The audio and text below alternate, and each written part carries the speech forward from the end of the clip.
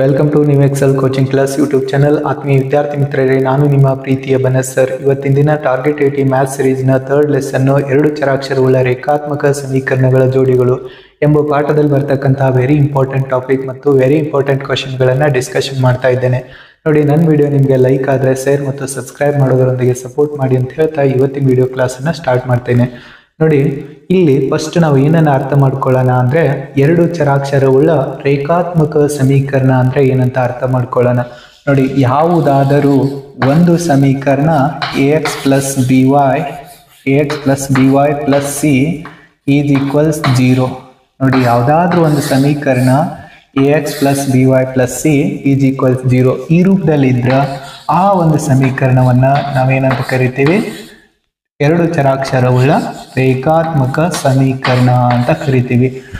ಇಲ್ಲಿ ನೋಡಿ, ax plus B Y plus C is equals 0, a is not equals 0, b is not equals 0 ಅಂತ ಬರ್ದಿದ್ದೀವಿ. ಒಂದು ವೇಳೆ a ಯು 0 ಆದ್ರೆ B Y plus C is equals 0 ಅಂತ ಆಗುತ್ತೆ. ಅದು ರೇಖಾತ್ಮಕ ಸಮೀಕರಣ ಅಂದ್ರೆ ಒಂದು ಚರಾಕ್ಷರವುಳ್ಳ ರೇಖಾತ್ಮಕ ಸಮೀಕರಣ ಆಗಿಬಿಡ್ತದ. ಹಾಗಾಗಿ ಏನೂ 0 ಆಗಿರಬಾರ್ದು ಮತ್ತು ಬಿನೂ 0 ಆಗಿರಬಾರ್ದು ಅಂತ ಹೇಳ್ತೀವಿ. ಒಂದು ವೇಳೆ ಎಕ್ಸಾಮ್ ಅಲ್ಲಿ 2 ಚರಾಕ್ಷರವುಳ್ಳ ರೇಖಾತ್ಮಕ ಸಮೀಕರಣಗಳ ಸಾಮಾನ್ಯ ರೂಪ ಬರೆಯಿರಿ ಅಂತ ಕೇಳಿದ್ರ ax plus B Y plus C is equals 0, a is not equals 0, b is not equals 0 ಅಂತ ಬರೀಬೇಕಾಗತ್ತೆ. ಇದನ್ನ ನಾವು ಏನಂತ ಕರಿತೀವಿ ಅಂದ್ರೆ 2 ಚರಾಕ್ಷರವುಳ್ಳ ರೇಖಾತ್ಮಕ ಸಮೀಕರಣಗಳ ಆದರ್ಶ ರೂಪ ಅಂತ ಕರಿತೀವಿ. 2 ಚರಾಕ್ಷರವುಳ್ಳ ರೇಖಾತ್ಮಕ ಸಮೀಕರಣಗಳ ಆದರ್ಶ ರೂಪ ಯಾವುದಪ್ಪ ಅಂತಂದ್ರೆ ax plus B Y plus C is equals 0, a is not equals 0, b is not equals 0 ಅಂತ ಹೇಳ್ತೀವಿ. ಓಕೆ, ಇಲ್ಲಿ ಇವಾಗ ನಮ್ಗ 2 ಚರಾಕ್ಷರವುಳ್ಳ ರೇಖಾತ್ಮಕ ಸಮೀಕರಣಗಳ ಜೋಡಿಗಳು ಅಂತ ಕಲಿಬೇಕಾಗಿದೆ. ಹಾಗಾದ್ರೆ ಯಾವುಗಳನ್ನ ನಾವು 2 ಚರಾಕ್ಷರವುಳ್ಳ ರೇಖಾತ್ಮಕ ಸಮೀಕರಣಗಳ ಜೋಡಿಗಳು ಅಂತ ಕರಿತೀವಿ ಅಂತ ನೋಡಿ. a1x plus b1y plus c1 is equals 0. ಅದೇ ಥರ a2x plus b2y plus c2 is equals 0. ಈ ಎರಡೂ ಸಮೀಕರಣಗಳನ್ನು ಒಟ್ಟಾಗಿ ನಾವು ಏನಂತ ಕರಿತೀವಿ? 2 ಚರಾಕ್ಷರವುಳ್ಳ ರೇಖಾತ್ಮಕ ಸಮೀಕರಣಗಳ ಜೋಡಿಗಳು. ಪೇರ್ ಆಫ್ ಲೀನಿಯರ್ ಈಕ್ವೇಶನ್ಸ್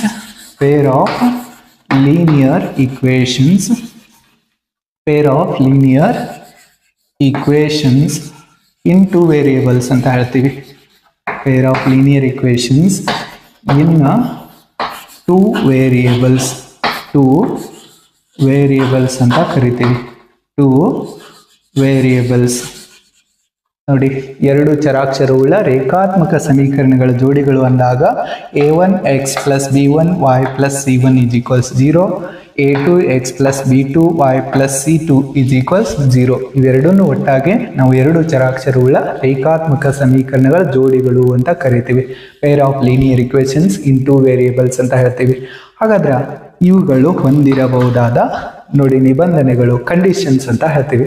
ಇಲ್ಲಿ ಕಂಡೀಷನ್ಗಳು ಬಹಳಷ್ಟು ಇಂಪಾರ್ಟೆಂಟ್ ಆಗ್ತಾವ. ಫಸ್ಟ್ ಕಂಡೀಷನ್ ಏನಪ್ಪಾ ಅಂತಂದ್ರೆ ಎಕ್ಸ್ನ ಸಹಗುಣಕಗಳ ಅನುಪಾತ y ನ ಸಹಗುಣಕಗಳ ಅನುಪಾತಕ್ಕೆ ಸಮನಾಗಿರುವುದಿಲ್ಲ ಅಂತ ಹೇಳ್ತೀವಿ.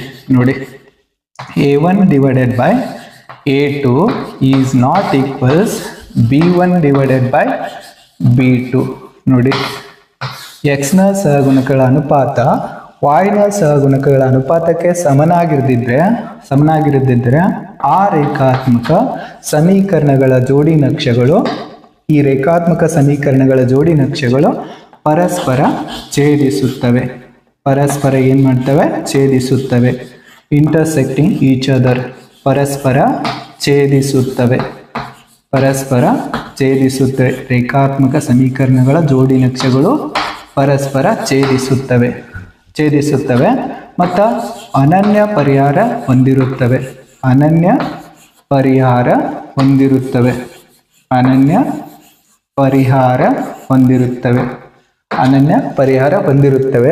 ಮತ್ತು ಈ ಜೋಡಿ ನಕ್ಷೆಗಳು ಪರಸ್ಪರ ಸ್ಥಿರವಾಗಿರುತ್ತವೆ. ಏನಾಗಿರುತ್ತವೆ? ಸ್ಥಿರವಾಗಿರುತ್ತವೆ. ಜೋಡಿ ನಕ್ಷೆಗಳು ಪರಸ್ಪರ ಸ್ಥಿರವಾಗಿರುತ್ತವೆ. ನೋಡಿ, x ನ ಸಹಗುಣಕಗಳ ಅನುಪಾತ y ನ ಸಹಗುಣಕಗಳ ಅನುಪಾತಕ್ಕೆ ಸಮನಾಗಿರದಿದ್ರೆ ರೇಖಾತ್ಮಕ ಸಮೀಕರಣಗಳ ಜೋಡಿ ನಕ್ಷೆಗಳು ಪರಸ್ಪರ ಛೇದಿಸುತ್ತವೆ, ಅನನ್ಯ ಪರಿಹಾರ ಹೊಂದಿರುತ್ತವೆ ಮತ್ತು ಜೋಡಿ ನಕ್ಷೆಗಳು ಪರಸ್ಪರ ಸ್ಥಿರವಾಗಿರುತ್ತವೆ ಅಂತ ಹೇಳ್ತೀವಿ. ಈಗ ಸೆಕೆಂಡ್ ಕಂಡೀಷನ್ ನೋಡಿ. Second condition a1 divided by a2 is equals b1 divided by b2 is not equals c1 divided by c2.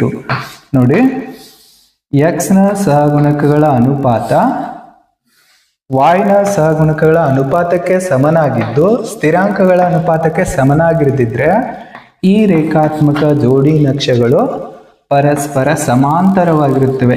ಈ ರೇಖಾತ್ಮಕ ಸಮೀಕರಣಗಳ ಜೋಡಿ ನಕ್ಷೆಗಳು ಪರಸ್ಪರ ಸಮಾಂತರವಾಗಿರುತ್ತವೆ. ಪರಸ್ಪರ ಸಮಾಂತರವಾಗಿರುತ್ತವೆ. ನೋಡಿ, ರೇಖಾತ್ಮಕ ಸಮೀಕರಣಗಳ ಜೋಡಿ ನಕ್ಷೆಗಳು ಪರಸ್ಪರ ಸಮಾಂತರವಾಗಿರುತ್ತವೆ. ಯಾವುದೇ ಪರಿಹಾರ ಹೊಂದಿರುವುದಿಲ್ಲ. ಯಾವುದೇ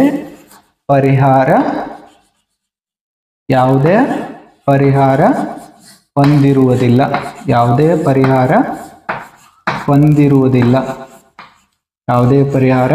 ಹೊಂದಿರುವುದಿಲ್ಲ.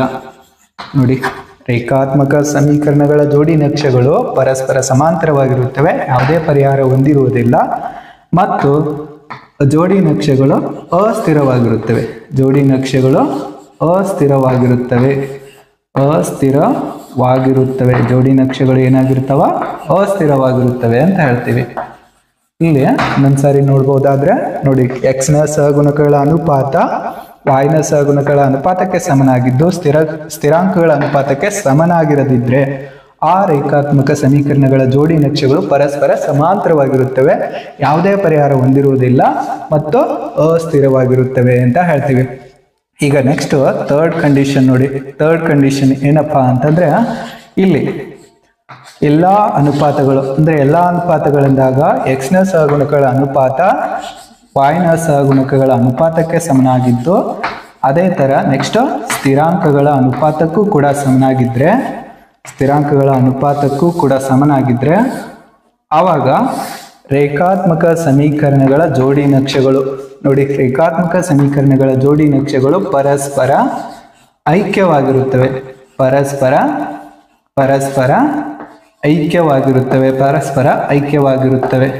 ಜೋಡಿ ನಕ್ಷೆಗಳು ಪರಸ್ಪರ ಐಕ್ಯವಾಗಿರುತ್ತವೆ ಮತ್ತು ಅಪರಿಮಿತ ಪರಿಹಾರಗಳನ್ನು ಹೊಂದಿರುತ್ತವೆ. ಅಪರಿಮಿತ ಪರಿಹಾರಗಳನ್ನು ಹೊಂದಿರುತ್ತವೆ.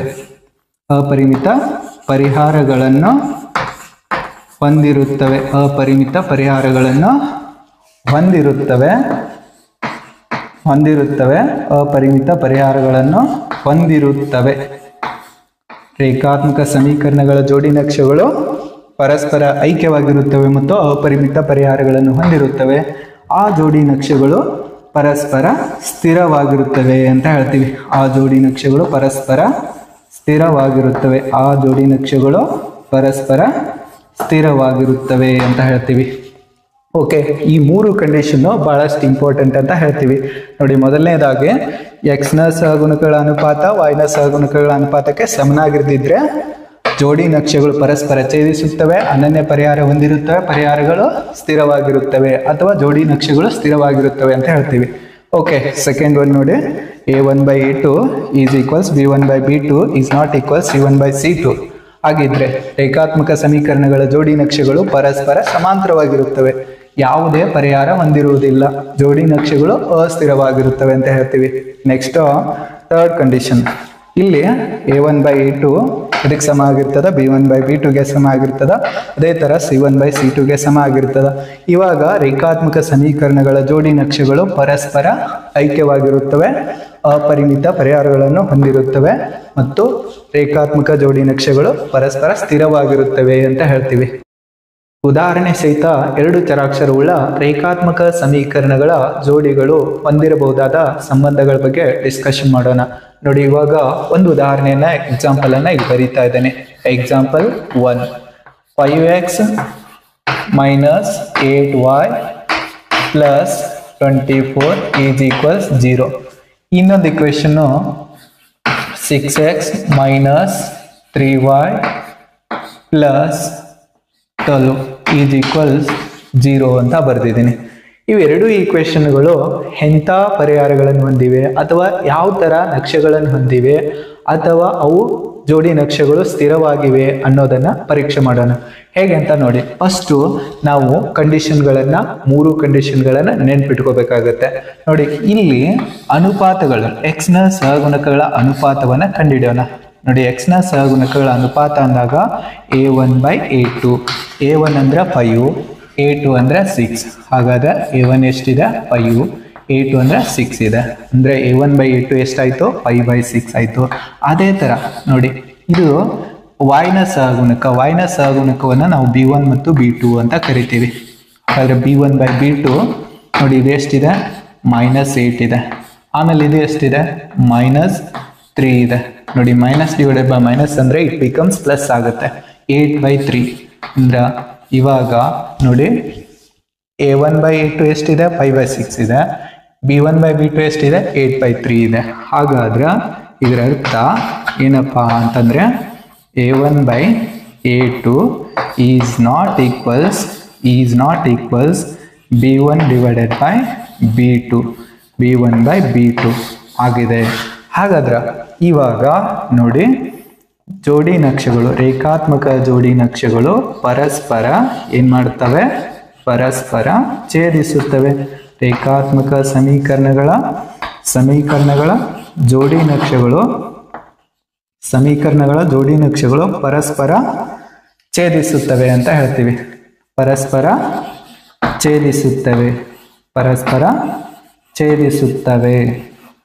ಛೇದಿಸುತ್ತವೆ ಮತ್ತು ಅನನ್ಯ ಪರಿಹಾರ ಹೊಂದಿರುತ್ತವೆ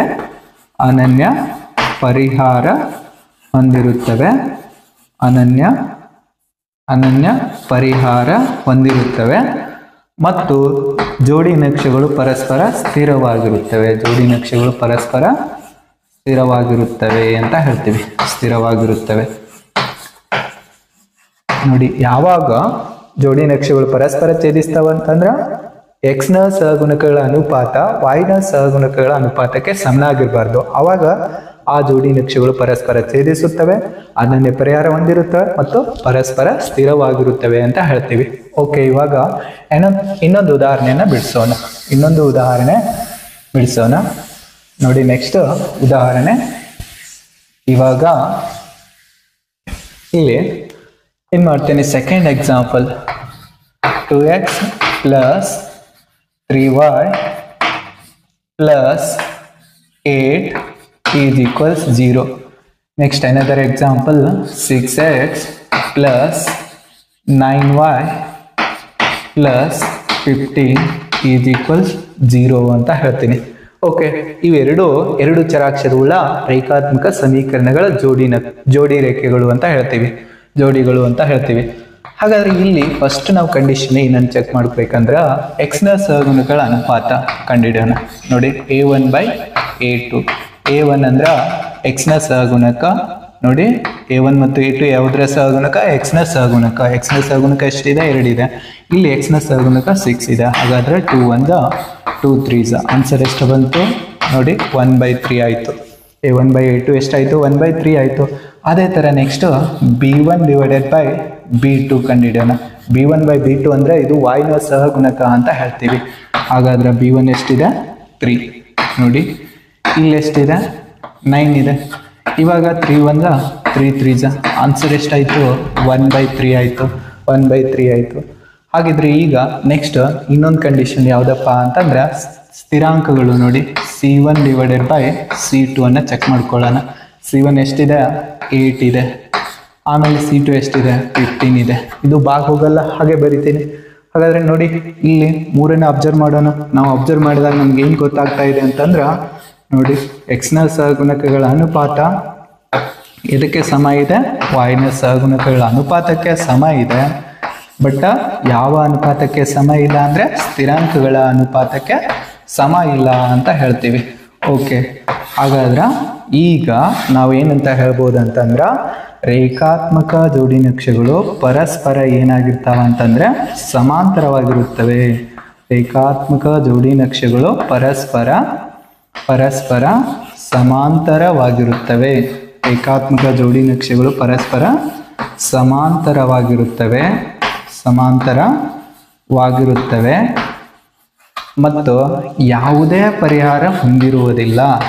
ಯಾವುದೇ ಪರಿಹಾರ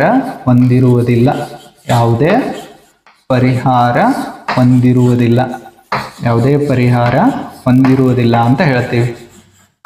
ಯಾವುದೇ ಪರಿಹಾರ ಹೊಂದಿರುವುದಿಲ್ಲ. ಮತ್ತು ಜೋಡಿ ನಕ್ಷೆಗಳು ಪರಸ್ಪರ ಏನಾಗಿರ್ತಾವ, ಅಸ್ಥಿರವಾಗಿರುತ್ತವೆ. ಜೋಡಿ ನಕ್ಷೆಗಳು ಪರಸ್ಪರ ಏನಾಗಿರ್ತಾವ, ಅಸ್ಥಿರವಾಗಿರುತ್ತವೆ ಅಂತ ಹೇಳ್ತೀವಿ. ಅಸ್ಥಿರವಾಗಿರುತ್ತವೆ. ಜೋಡಿ ನಕ್ಷೆಗಳು ಪರಸ್ಪರ ಅಸ್ಥಿರವಾಗಿರುತ್ತವೆ. ನೋಡಿ ಇಲ್ಲಿ ಏನಾಗಿದೆ ಅಂತ ಹೇಳಿದ್ವಿ, ಎಕ್ಸ್ ನ ಸಹಗುಣಕಗಳ ಅನುಪಾತ y ನ ಸಹಗುಣಕಗಳ ಅನುಪಾತಕ್ಕೆ ಸಮ ಆಗಿದೆ, ಬಟ್ ಸ್ಥಿರಾಂಕಗಳ ಅನುಪಾತಕ್ಕೆ ಸಮ ಆಗಿಲ್ಲ. ಹಾಗಾಗಿ ರೇಖಾತ್ಮಕ ಸಮೀಕರಣಗಳ ಜೋಡಿ ನಕ್ಷೆಗಳು ಪರಸ್ಪರ ಸಮಾಂತರವಾಗಿರುತ್ತವೆ ಮತ್ತು ಯಾವುದೇ ಪರಿಹಾರ ಹೊಂದಿರುವುದಿಲ್ಲ ಮತ್ತು ಆ ಜೋಡಿ ನಕ್ಷೆಗಳು ಅಸ್ಥಿರವಾಗಿರುತ್ತವೆ ಅಂತ ಹೇಳ್ತೀವಿ. ಈಗ ಇನ್ನೊಂದು ಎಕ್ಸಾಂಪಲ್ ಅನ್ನ ಸಾಲ್ವ್ ಮಾಡೋಣ. ನೋಡಿ, ಥರ್ಡ್ ಎಕ್ಸಾಂಪಲ್ ಅನ್ನ ನೋಡೋಣ. ಥರ್ಡ್ ಎಕ್ಸಾಂಪಲ್ ಯಾವ ತರ ಬರೀತೀನಿ ಅಂತ ನೋಡಿ. ಇಲ್ಲಿ 2x plus 3y plus 5 is equals 0. Another equation 6x plus 9y plus 15 is equals 0 ಅಂತ ಹೇಳಿದ್ದೇನೆ. ಓಕೆ, ಇವಾಗ ಇಲ್ಲಿ ಫಸ್ಟ್ ನಾವು ಎಕ್ಸ್ ನ ಸಹಗುಣಕಗಳ ಅನುಪಾತ ಕಂಡುಹಿಡ್ಕೊಳ್ಳೋಣ. ಹಾಗಾದ್ರೆ ಎಕ್ಸ್ ನ ಸಹಗುಣಕ ಅಂದಾಗ ನೋಡಿ ಎಷ್ಟಿದೆ, a1 ಮತ್ತು a2 ಅಂತ ಹೇಳ್ತೀವಿ. ಹಾಗಾದ್ರೆ ಎಷ್ಟಿದೆ, a1 2 ಇದೆ, a2 6 ಇದೆ. ನೋಡಿ ಭಾಗ ಹೋಗುತ್ತೆ, 2 1 2 3 ಅಂತ ಕ್ಯಾನ್ಸಲ್ ಆಗ್ತೀವಿ. ಅಂದ್ರೆ ಆನ್ಸರ್ ಎಷ್ಟಾಯ್ತು, 1/3. ಅದೇ ತರ ನೆಕ್ಸ್ಟ್ y ನ ಸಹಗುಣಕಗಳ ಅನುಪಾತ ಅಂದ್ರೆ b1/b2 ಅನ್ನ ಕಂಡುಹಿಡ್ಕೊಳ್ಳೋಣ. b1 ಎಷ್ಟಿದೆ ನೋಡಿ, 3 ಇದೆ. b2 ಎಷ್ಟಿದೆ, 9 ಇದೆ. ಹಾಗಾದ್ರೆ ಇಲ್ಲಿಯೂ ಕೂಡ ಭಾಗ ಹೋಗುತ್ತೆ, 3 1s 3 3s. ಹಾಗಾದ್ರೆ ಆನ್ಸರ್ ಎಷ್ಟು ಬಂತು, 1/3. ಇನ್ನು ನೆಕ್ಸ್ಟ್ ಸ್ಥಿರಾಂಕಗಳ ಅನುಪಾತ c1/c2. c1 ಅಂದ್ರೆ ಎಷ್ಟಿದೆ, 5 ಇದೆ. c1 ಅಂದ್ರೆ 5. c2 ಅಂದ್ರೆ ಎಷ್ಟಿದೆ, 15. ಇಲ್ಲಿ ಕೂಡ 5 1s 5 3s ಅಂತ ಕ್ಯಾನ್ಸಲ್ ಆಗ್ತೀವಿ. ಇದರರ್ಥ 1/3. ಇಲ್ಲಿ ಎಲ್ಲಾ ಅನುಪಾತಗಳು ನೋಡಿ ಪರಸ್ಪರ ಏನಾಗಿವೆ, a1/a2 ಎದಕ್ಕೆ ಸಮ ಆಗಿದೆ, b1/b2ಗೆ ಸಮ ಆಗಿದೆ. ಮತ್ತು ಅದು ಎದಕ್ಕೆ ಸಮ ಆಗಿದೆ ಅಂದ್ರೆ c1/c2ಗೆ ಸಮ ಆಗಿದೆ. ಇಲ್ಲಿ ಇವಾಗ ನೋಡಿ ಎಲ್ಲಾ ಅನುಪಾತಗಳು ಪರಸ್ಪರ ಸಮನಾಗಿದ್ರ ರೇಖಾತ್ಮಕ ಜೋಡಿ ನಕ್ಷೆಗಳು ಪರಸ್ಪರ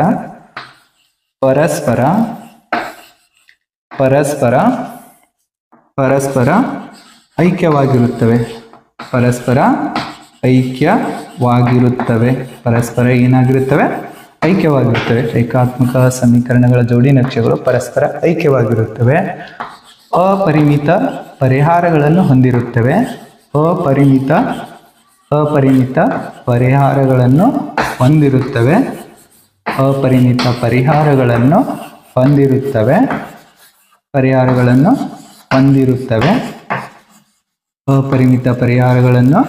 ಹೊಂದಿರುತ್ತವೆ. ಮತ್ತು ಆ ಜೋಡಿ ನಕ್ಷೆಗಳ ಪರಿಹಾರಗಳು ಸ್ಥಿರವಾಗಿರುತ್ತವೆ ಅಥವಾ ಜೋಡಿ ನಕ್ಷೆಗಳು ಸ್ಥಿರವಾಗಿರುತ್ತವೆ ಅಂತ ಹೇಳ್ತೀವಿ. ಜೋಡಿ ನಕ್ಷೆಗಳು ಏನಾಗಿರುತ್ತವೆ, ಸ್ಥಿರವಾಗಿರುತ್ತವೆ. ಇಲ್ಲಿ ಜೋಡಿ ನಕ್ಷೆಗಳು ಯಾವಾಗ ಒಂದ್ರ ಮೇಲೊಂದು ಐಕ್ಯ ಆಗ್ತಾವ ಅಂತಂದ್ರೆ ನೋಡಿ ಎಕ್ಸ್ ನ ಸಹಗುಣಗಳ ಅನುಪಾತ y ನ ಸಹಗುಣಗಳ ಅನುಪಾತಕ್ಕೆ ಸಮನಾಗಿದ್ದು ಈ ಅನುಪಾತಗಳು ಪರಸ್ಪರ ಸ್ಥಿರಾಂಕಗಳ ಅನುಪಾತಕ್ಕೆ ಸಮನಾಗಿದ್ರೆ ಅವಾಗ ರೇಖಾತ್ಮಕ ಸಮೀಕರಣಗಳ ಜೋಡಿ ನಕ್ಷೆಗಳು ಪರಸ್ಪರ ಐಕ್ಯವಾಗುತ್ತವ ಮತ್ತು ಪರಿಹಾರಗಳು ಅಪರಿಮಿತವಾಗಿರ್ತವ. ಆ ಪರಿಹಾರಗಳು ಸ್ಥಿರವಾಗಿರುತ್ತವೆ ಅಂತ ಹೇಳ್ತೀವಿ. ಓಕೆ, ಇವಾಗ ನೆಕ್ಸ್ಟ್ ನಾವೇನ್ ಮಾಡೋಣ ಅಂದ್ರೆ ನಕ್ಷಾ ವಿಧಾನದಿಂದ ಪರಿಹಾರಗಳನ್ನ ಹೇಗೆ ಕಂಡುಹಿಡಿಯೋದು ಮತ್ತು ಈ ಆ ಪರಿಹಾರಗಳು ಸ್ಥಿರವಾಗಿವೆ ಅಥವಾ ಅನನ್ಯವಾಗಿವೆ ಅಥವಾ ಅಪರಿಮಿತ ಪರಿಹಾರಗಳನ್ನು ಹೊಂದಿವೆ ಎನ್ನುವುದನ್ನ ನಕ್ಷಾ ವಿಧಾನದಿಂದ ಪರೀಕ್ಷೆ ಮಾಡೋಣ. X plus 3y is equal 6, 2x minus 3y is equals 12. ಈ ರೇಖಾತ್ಮಕ ಸಮೀಕರಣಗಳ ಜೋಡಿ ನಕ್ಷೆಗಳು ಯಾವ ಪರಿಹಾರವನ್ನು ಹೊಂದಿವೆ ಅನ್ನೋದನ್ನ ನಕ್ಷಾ ವಿಧಾನದಿಂದ ನಾವು ಏನ್ ಮಾಡೋಣ ಕಂಡುಹಿಡಿಯೋಣ. ಹೇಗೆ ಅಂತ ನೋಡಿ, ಫಸ್ಟ್ ನಾವು ಇಲ್ಲಿ ಏನ್ ಮಾಡೋಣ, y ಬೆಲೆ ಕಂಡುಹಿಡ್ಕೊಳ್ಳೋಣ. y ಬೆಲೆ ಕಂಡುಹಿಡಬೇಕಾದ್ರೆ ಏನ್ ಮಾಡ್ತೀವಿ ಅಂತಂದ್ರೆ ನೋಡಿ, x ಆ ಕಡೆ ಟ್ರಾನ್ಸ್ಫರ್ ಮಾಡ್ತೀನಿ ಅಂದ್ರೆ ಇದರ ಅರ್ಥ 3y ಈಸ್ ಈಕ್ವಲ್ಸ್ ಎಷ್ಟಾಗುತ್ತೆ ಅಂತ ನೋಡಿ 6 ಮೈನಸ್ x ಆಗುತ್ತೆ. ಹಾಗಾದ್ರೆ ಇಲ್ಲಿ ನೋಡಿ y 3y ಅನ್ನೋದು ಮೈನಸ್ ಇದೆ, ಹಾಗಾದ್ರೆ 12 ಈ ಕಡೆ ತಗೊಂಡ್ಬರೋಣ ಅಂದ್ರೆ ಇದರ ಅರ್ಥ 2x ಮೈನಸ್ 12 ಎದಕ್ಕೆ ಸಮ ಪ್ಲಸ್ 3yಗೆ ಸಮ ಆಗುತ್ತೆ. ಈಗ ಇಲ್ಲಿ ನಮಗೆ ಬೇಕಾದದ್ದು ಏನಪ್ಪಾ ಅಂತಂದ್ರೆ y ಬೆಲೆ ಮಾತ್ರ. ಹಾಗಾದ್ರೆ 6 minus x divided by 3, this is y is equals ಅಂತ ಹೇಳ್ತೀವಿ. ಇಲ್ಲಿ ಕೂಡ ನೋಡಿ y ಈಸ್ ಈಕ್ವಲ್ಸ್ ಏನಾಗುತ್ತೆ ಅಂದ್ರೆ ಇದು 3y ಈಸ್ ಈಕ್ವಲ್ಸ್ ಎಷ್ಟಿದೆ, 2x ಮೈನಸ್ 12 ಇದೆ. ಹಂಗಾದ್ರೆ y ಈಸ್ ಈಕ್ವಲ್ಸ್ ಎಷ್ಟು ಬರುತ್ತೆ ಅಂತ ನೋಡಿ 2x ಮೈನಸ್ 12 ಡಿವೈಡೆಡ್ ಬೈ 3 ಅಂತ ಹೇಳ್ತೀವಿ. ದಿಸ್ ಈಕ್ವೇಶನ್ 2 ಅಂತ ಹೇಳ್ತೀವಿ. ಈಗ ಏನ್ ಮಾಡೋಣ, ಗ್ರಾಫ್ ಬಿಡಿಸ್ಬೇಕಾದ್ರೆ ನಾವು ಏನ್ ಮಾಡೋಣ, ನಿರ್ದೇಶಾಂಕ ಬಿಂದುಗಳನ್ನು ಕಂಡುಹಿಡ್ಕೊಳ್ಳೋಣ. ಇಲ್ಲಿ ನಿರ್ದೇಶಾಂಕ ಬಿಂದುಗಳು ಯಾವ ತರ ಆಗಿರ್ತಾವ ನೋಡಿ, ಇದು ಮೊದಲನೇದು x, ಸೆಕೆಂಡ್ ಒನ್ y ಅಂತ ಹೇಳ್ತೀವಿ. ಇದೇ ತರ ಸೆಕೆಂಡ್ ಟೇಬಲ್ ಅಲ್ಲಿ ಫಸ್ಟ್ ಏನ್ ಬರೆಯೋಣ, x ನೆಕ್ಸ್ಟ್ y ನೋಡಿ. ಈಗ ನಾನು ಫಸ್ಟಿಗೆ ಇಲ್ಲಿ ಏನ್ ಮಾಡ್ತೀನಿ, x ಬೆಲೆ 0 ಅಂತ ತಗೋತೀನಿ. x ಬೆಲೆ ಎಷ್ಟು ತಗೋತೀನಿ, 0 ತಗೋತೀನಿ. 6ರಲ್ಲಿ 0 ಕಳಿತೀನಿ, 6 ಉಳಿತದ, 6ನ್ನು 3ರಿಂದ ಭಾಗಿಸ್ತೀನಿ, ಬರ್ತಕ್ಕಂಥ ಉತ್ತರ 2 ಅಂತ ಹೇಳ್ತೀವಿ. ನೋಡಿ 6ರಲ್ಲಿ 0 ಕಳೆದ್ರೆ 6 ಆಗುತ್ತೆ, 6ನ್ನು 3ರಿಂದ ಭಾಗಿಸ್ತೀನಿ, ಬಂದಂಥ ಉತ್ತರ ಇಲ್ಲಿ ಬರ್ದಿದ್ದೀನಿ. ನೆಕ್ಸ್ಟ್ ಇವಾಗ ಏನು ಮಾಡ್ತೀನಿ ನೋಡಿ, 6ರಲ್ಲಿ 3 ಕಳಿತೀನಿ. ನೋಡಿ x ಬೆಲೆ 3 ತಗೋತೀನಿ, 6ರಲ್ಲಿ 3 ಕಳೆದ್ರೆ 3 ಉಳಿತದ, 3ನ್ನು 3ರಿಂದ ಭಾಗಿಸಿದ್ರೆ ಬರುವಂಥ ಉತ್ತರ 1. ನೆಕ್ಸ್ಟ್ ಒನ್ ನೋಡಿ, ನೆಕ್ಸ್ಟ್ ಏನು ಮಾಡ್ತೀನಿ, 6 ತಗೋತೀನಿ, 6ರಲ್ಲಿ 6 ಕಳಿತೀನಿ, 6ನ್ನು 3ರಿಂದ ಭಾಗಿಸ್ತೀನಿ, ಅದು 0. ನೆಕ್ಸ್ಟ್ ಈ ಕಡೆ ಏನು ಮಾಡ್ತೀನಿ ನೋಡಿ, ಇಲ್ಲಿ x ಬೆಲೆ 0 ತಗೋತೀನಿ, 2 ಇಂಟು 0 ಆಗುತ್ತೆ. ಇವಾಗ 12ನ್ನು 3ರಿಂದ ಭಾಗಿಸ್ತೀನಿ, -4. 12ನ್ನು 3ರಿಂದ ಭಾಗಿಸ್ತೀನಿ, -4. ಹಾಗಾದ್ರೆ ನೆಕ್ಸ್ಟ್ x ಬೆಲೆ 3 ತಗೋತೀನಿ, 2 3 6, 6 12 ಕಳೆದ್ರೆ 6 ಉಳಿತದೆ, -6 ಉಳಿತದೆ, -6ನ್ನು 3ರಿಂದ ಭಾಗಿಸ್ತೀನಿ, ಬರುವಂಥ ಉತ್ತರ -2. ನೆಕ್ಸ್ಟ್ x ಬೆಲೆ 6 ಅಂತ ತಗೋತೀನಿ. ಇವಾಗ 2 ಇಂಟು x ಅಂತ ಇದೆ ನೋಡಿ, 2 3 6, 6ರಲ್ಲಿ ಇದು 2 6ರಲ್ಲಿ 12, 12ರಾಗ 12 ಕಳಿತೀನಿ, 12ರಲ್ಲಿ 12 ಕಳಿತೀನಿ, 0 ಆಗುತ್ತೆ, 0ನ್ನು 3ರಿಂದ ಭಾಗಿಸ್ತೀನಿ, ಬರುವಂಥ ಉತ್ತರ 0 ಅಂತ ಹೇಳ್ತೀವಿ. ಓಕೆ, ಈಗ ನಾವೇನು ಮಾಡೋಣ, ಇಲ್ಲಿ ಗ್ರಾಫನ್ನು ಡ್ರಾ ಮಾಡಿದ್ರೆ ನಮ್ಗೆ ಬೆಲೆಗಳು ಗೊತ್ತಾಗ್ತವೆ. ಇದು ನೋಡಿ, ಇದಕ್ಕೆ ಏನಂತ ಕರಿತೀವಿ ನಾವು, ಕಾರ್ಟೇಶಿಯನ್ ಪ್ಲೇನ್ ಅಂತ ಕರಿತೀವಿ. ಭೂಮಿಗೆ ಸಮಾಂತರವಾಗಿರುವ ಅಕ್ಷವನ್ನು x ಅಕ್ಷ ಅಂತ ಕರಿತೀವಿ, ಅದೇ ಲಂಬವಾಗಿರುವ ಅಕ್ಷವನ್ನು y ಅಕ್ಷ ಅಂತ ಕರಿತೀವಿ. This is y dash. ನೋಡಿ ಇಲ್ಲಿ ಇಂಟರ್ಸೆಕ್ಟ್ ಆದ ಬಿಂದುವನ್ನು ಒರಿಜಿನ್ ಅಂತ ಕರಿತೀವಿ. ಇವಾಗ ಸ್ಕೇಲ್ ಬರ್ಕೊಳ್ತೀನಿ ನಾನು. ಸ್ಕೇಲ್ ನೋಡಿ ಯಾವ ಥರ ಬರೀತೀನಿ ಅಂತಂದ್ರೆ, ಇಲ್ಲಿ ಹೈಯೆಸ್ಟ್ ನೋಡಿ x ಬೆಲೆ 6 ಇದೆ, y ಬೆಲೆ ಹೈಯೆಸ್ಟ್ +2, ಆಮೇಲೆ 0 ಅಂತ ಇದೆ. ಹಾಗಾದ್ರೆ ಇಲ್ಲಿ ಸ್ಕೇಲ್ ಏನು ಮಾಡೋಣ ಅಂತಂದ್ರೆ 1 ಸೆಂಟಿಮೀಟರ್ ಈಸ್ ಈಕ್ವಲ್ಸ್ 1 ಯೂನಿಟ್ ಅಂತ ಬರ್ಕೊಳ್ಳೋಣ. 1 ಸೆಂಟಿಮೀಟರ್ ಈಸ್ ಈಕ್ವಲ್ಸ್ 1 ಯೂನಿಟ್. ಹಾಗಾದ್ರೆ ನೋಡಿ, ಮೊದಲನೇದಾಗಿ ಇಲ್ಲಿ 1, ಇದು 2 ಅಂತ ಹೇಳ್ತೀನಿ, the 3, next 4, next 5. ಅದೇ ಥರ ಈ ಎಕ್ಸ್ ಅಕ್ಷವನ್ನು ಸ್ವಲ್ಪ ಎಕ್ಸ್ಟೆನ್ಷನ್ ಮಾಡೋಣ. ನೋಡಿ ಇದು ಎಷ್ಟು 6 ಅಂತ ಹೇಳ್ತೀವಿ. ಹಾಗಾದರೆ ನೆಕ್ಸ್ಟ್ ಈ ಕಡೆ ಇಲ್ಲಿ -1, ನೆಕ್ಸ್ಟ್ ಇದು -2, -3, ಅದೇ ಥರ -4, -5, ಇವಾಗ ಇದು -6 ಅಂತ ಬರೀತೀನಿ. ಇಲ್ಲಿ ನೋಡಿ ಇದು -1, ನೆಕ್ಸ್ಟ್ -2, ನೆಕ್ಸ್ಟ್ -3, -4, ನೆಕ್ಸ್ಟ್ -5. ಈ ಕಡೆ +1, +2, +3, 4, ನೆಕ್ಸ್ಟ್ 5 ಅಂತ ಹೇಳ್ತೀವಿ. ಅದೇ ಥರ 6 ಅಂತ ಬರೆದಿದ್ದೀವಿ. ಈಗ ಏನು ಮಾಡೋಣ ಅಂತಂದ್ರೆ ಫಸ್ಟ್ ಟೇಬಲಲ್ಲಿ ಇರ್ತಕ್ಕಂಥ ಬೆಲೆಗಳನ್ನು ಅಲ್ಲಿ ಸೂಚಿಸೋಣ. ನೋಡಿ ಎಕ್ಸ್ 0 ಇದ್ದಾಗ y ಎಷ್ಟಿದೆ 2 ಇದೆ. ಎಕ್ಸ್ 0 ಅಂದರೆ ಅಟ್ ದಿ ಒರಿಜಿನ್, ಮೂಲ ಬಿಂದುವಿನಲ್ಲಿ ಎಕ್ಸ್ ಮತ್ತು ವಾಯ್ಗಳು 0 ಆಗಿರ್ತವೆ. ಎಕ್ಸ್ 0 ಅಂದರೆ ಇಲ್ಲಿ ಒರಿಜಿನಲ್ ಬರ್ತದೆ. y ಎಷ್ಟಿದೆ 2 ಇದೆ. ಹಾಗಾದರೆ ಈ ಮೂಲ ಬಿಂದುವಿನಿಂದ 2 ಯೂನಿಟ್ ಮೇಲೆ ಹೋಗ್ಬೇಕು.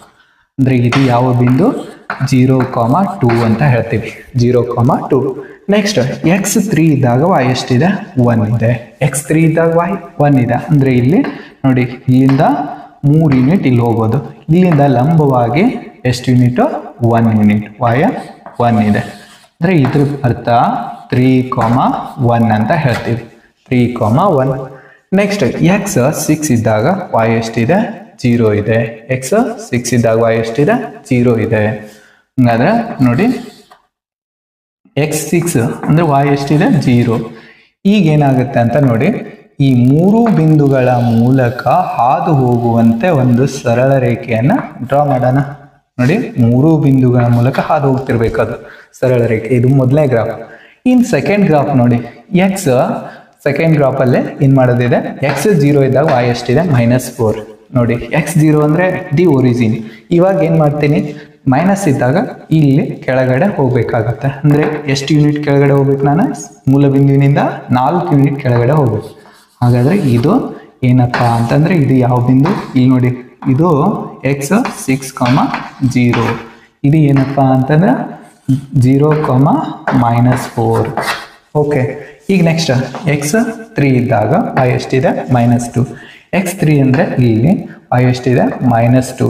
-2 ಅಂದಾಗ ನೋಡಿ -2 ಅಂದಾಗ ಇಲ್ಲಿ ಬರ್ತದ, ಇದು ಎರಡನೇ ಬಿಂದು ಇಲ್ಲಿಗೆ ಬರುತ್ತೆ. ಇದರ ಅರ್ಥ ಏನು, x3, -2 ಅಂತ ಹೇಳ್ತೀವಿ. ಈಗ ನೆಕ್ಸ್ಟ್ ನೋಡಿ ಎಕ್ಸ್ 6 ಇದ್ದಾಗ y ಎಷ್ಟಿದೆ 0 ಇದೆ.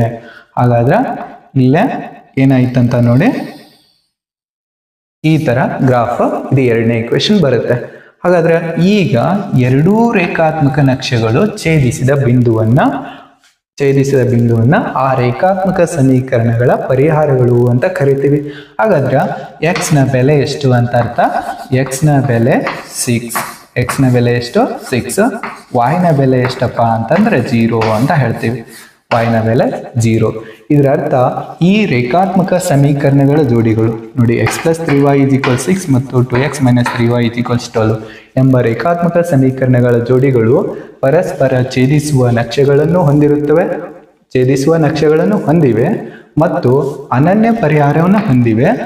ಈ ಪರಿಹಾರಗಳು ಸ್ಥಿರವಾಗಿವೆ ಅಂತ ಹೇಳ್ತೀವಿ. 10ನೇ ತರಗತಿಯ 10 ವಿದ್ಯಾರ್ಥಿಗಳು 10ನೇ ತರಗತಿಯ 10 ವಿದ್ಯಾರ್ಥಿಗಳು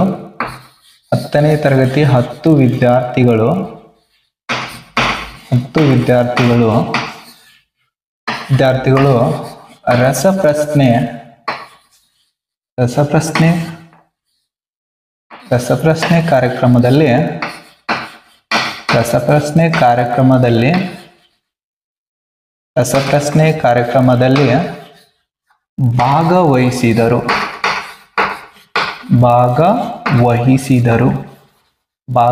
ಭಾಗವಹಿಸಿದರು.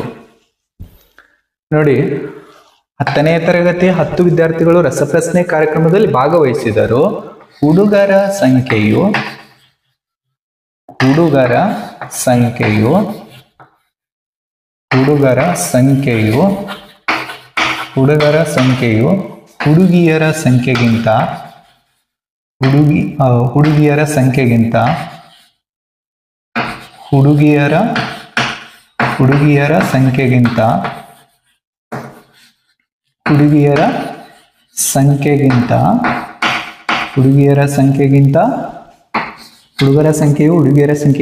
4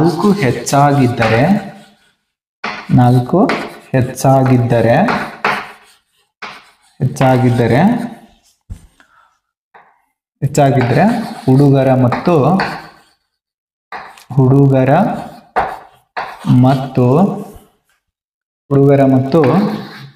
ಹುಡುಗಿಯರ ಸಂಖ್ಯೆಯನ್ನು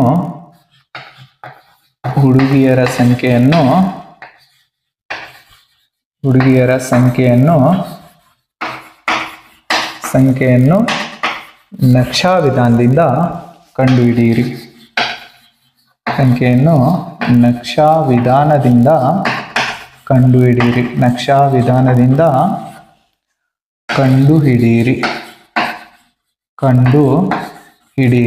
ವಿಧಾನದಿಂದ ಕಂಡುಹಿಡಿಯಿರಿ. ಅಂತ ಹೇಳ್ತಾ ಇದ್ದಾರೆ. ಹಾಗಾದ್ರೆ ಏನ್ ಮಾಡೋದು ಅಂತ ನೋಡಿ.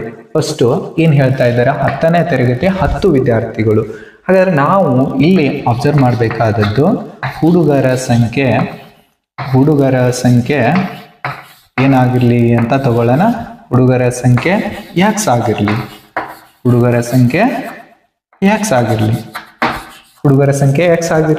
ಅದೇ ತರ ಹುಡುಗಿಯರ ಸಂಖ್ಯೆ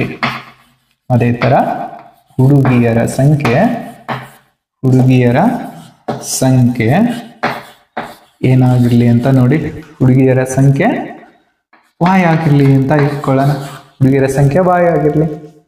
ಈಗ ಒಟ್ಟು ವಿದ್ಯಾರ್ಥಿಗಳು ಎಷ್ಟಿದಾರಪ್ಪ ಅಂತಂದ್ರೆ ನೋಡಿ, ಮೊದಲನೇ ಇಕ್ವೇಶನ್ x + y = 10 ಅಂತ ಹೇಳ್ತೀವಿ. ಒಟ್ಟು ವಿದ್ಯಾರ್ಥಿಗಳ ಸಂಖ್ಯೆ ನೋಡಿ, ಹುಡುಗರ ಸಂಖ್ಯೆ ಪ್ಲಸ್ ಹುಡುಗಿಯರ ಸಂಖ್ಯೆ ಎಷ್ಟಾಗುತ್ತೆ? 10 ಆಗುತ್ತೆ. ಅದೇ ತರ ಎರಡನೇ ಹೇಳಿಕೆ ನೋಡಿ. ಎರಡನೇ ಹೇಳಿಕೆ ಏನ್ ಹೇಳ್ತಾರೆ ಅಂತಂದ್ರೆ ಹುಡುಗರ ಸಂಖ್ಯೆಯು ಹುಡುಗಿಯರ ಸಂಖ್ಯೆಗಿಂತ 4 ಹೆಚ್ಚಾಗಿದೆ ಅಂತ ಹೇಳ್ತಾರೆ. ಹಂಗಾದ್ರೆ ಇದರರ್ಥ ಹುಡುಗರ ಸಂಖ್ಯೆ ಹುಡುಗಿಯರ ಸಂಖ್ಯೆಗಿಂತ ಹುಡುಗರ ಸಂಖ್ಯೆಯು ಹುಡುಗಿಯರ ಸಂಖ್ಯೆಗಿಂತ ಎಷ್ಟು ಹೆಚ್ಚಾಗಿದೆ? 4 ಹೆಚ್ಚಾಗಿದೆ. ಹಂಗಾದ್ರೆ ಈಗ ಏನ್ ಮಾಡೋಣ ಅಂತ ನೋಡಿ. ಹುಡುಗರ ಸಂಖ್ಯೆ ಅಂದ್ರೆ x. ಹುಡುಗರ ಸಂಖ್ಯೆ ಯಾರಿಗಿಂತ ಎಷ್ಟು ಹೆಚ್ಚಾಗಿದೆ? ಹುಡುಗಿಯರ ಸಂಖ್ಯೆಗಿಂತ 4 ಹೆಚ್ಚಾಗಿದೆ. ಹಂಗಾದ್ರೆ ಇಲ್ಲಿ ಇದು ಹುಡುಗಿಯರ ಸಂಖ್ಯೆ, ಇವ್ರಿಗಿಂತ ಎಷ್ಟು ಹೆಚ್ಚಿದೆ? 4 ಹೆಚ್ಚಿದೆ. ನೋಡಿ, ಇವಾಗ ಏನಂತ ಹೇಳ್ತೀವಿ ನಾವು ನೋಡಿ, ಹುಡುಗರ ಸಂಖ್ಯೆಯು ಹುಡುಗಿಯರ ಸಂಖ್ಯೆಗಿಂತ 4 ಹೆಚ್ಚಿದೆ. ಇದು ಇಕ್ವೇಶನ್ ನಂಬರ್ 2 ಅಂತ ಹೇಳ್ತೀವಿ.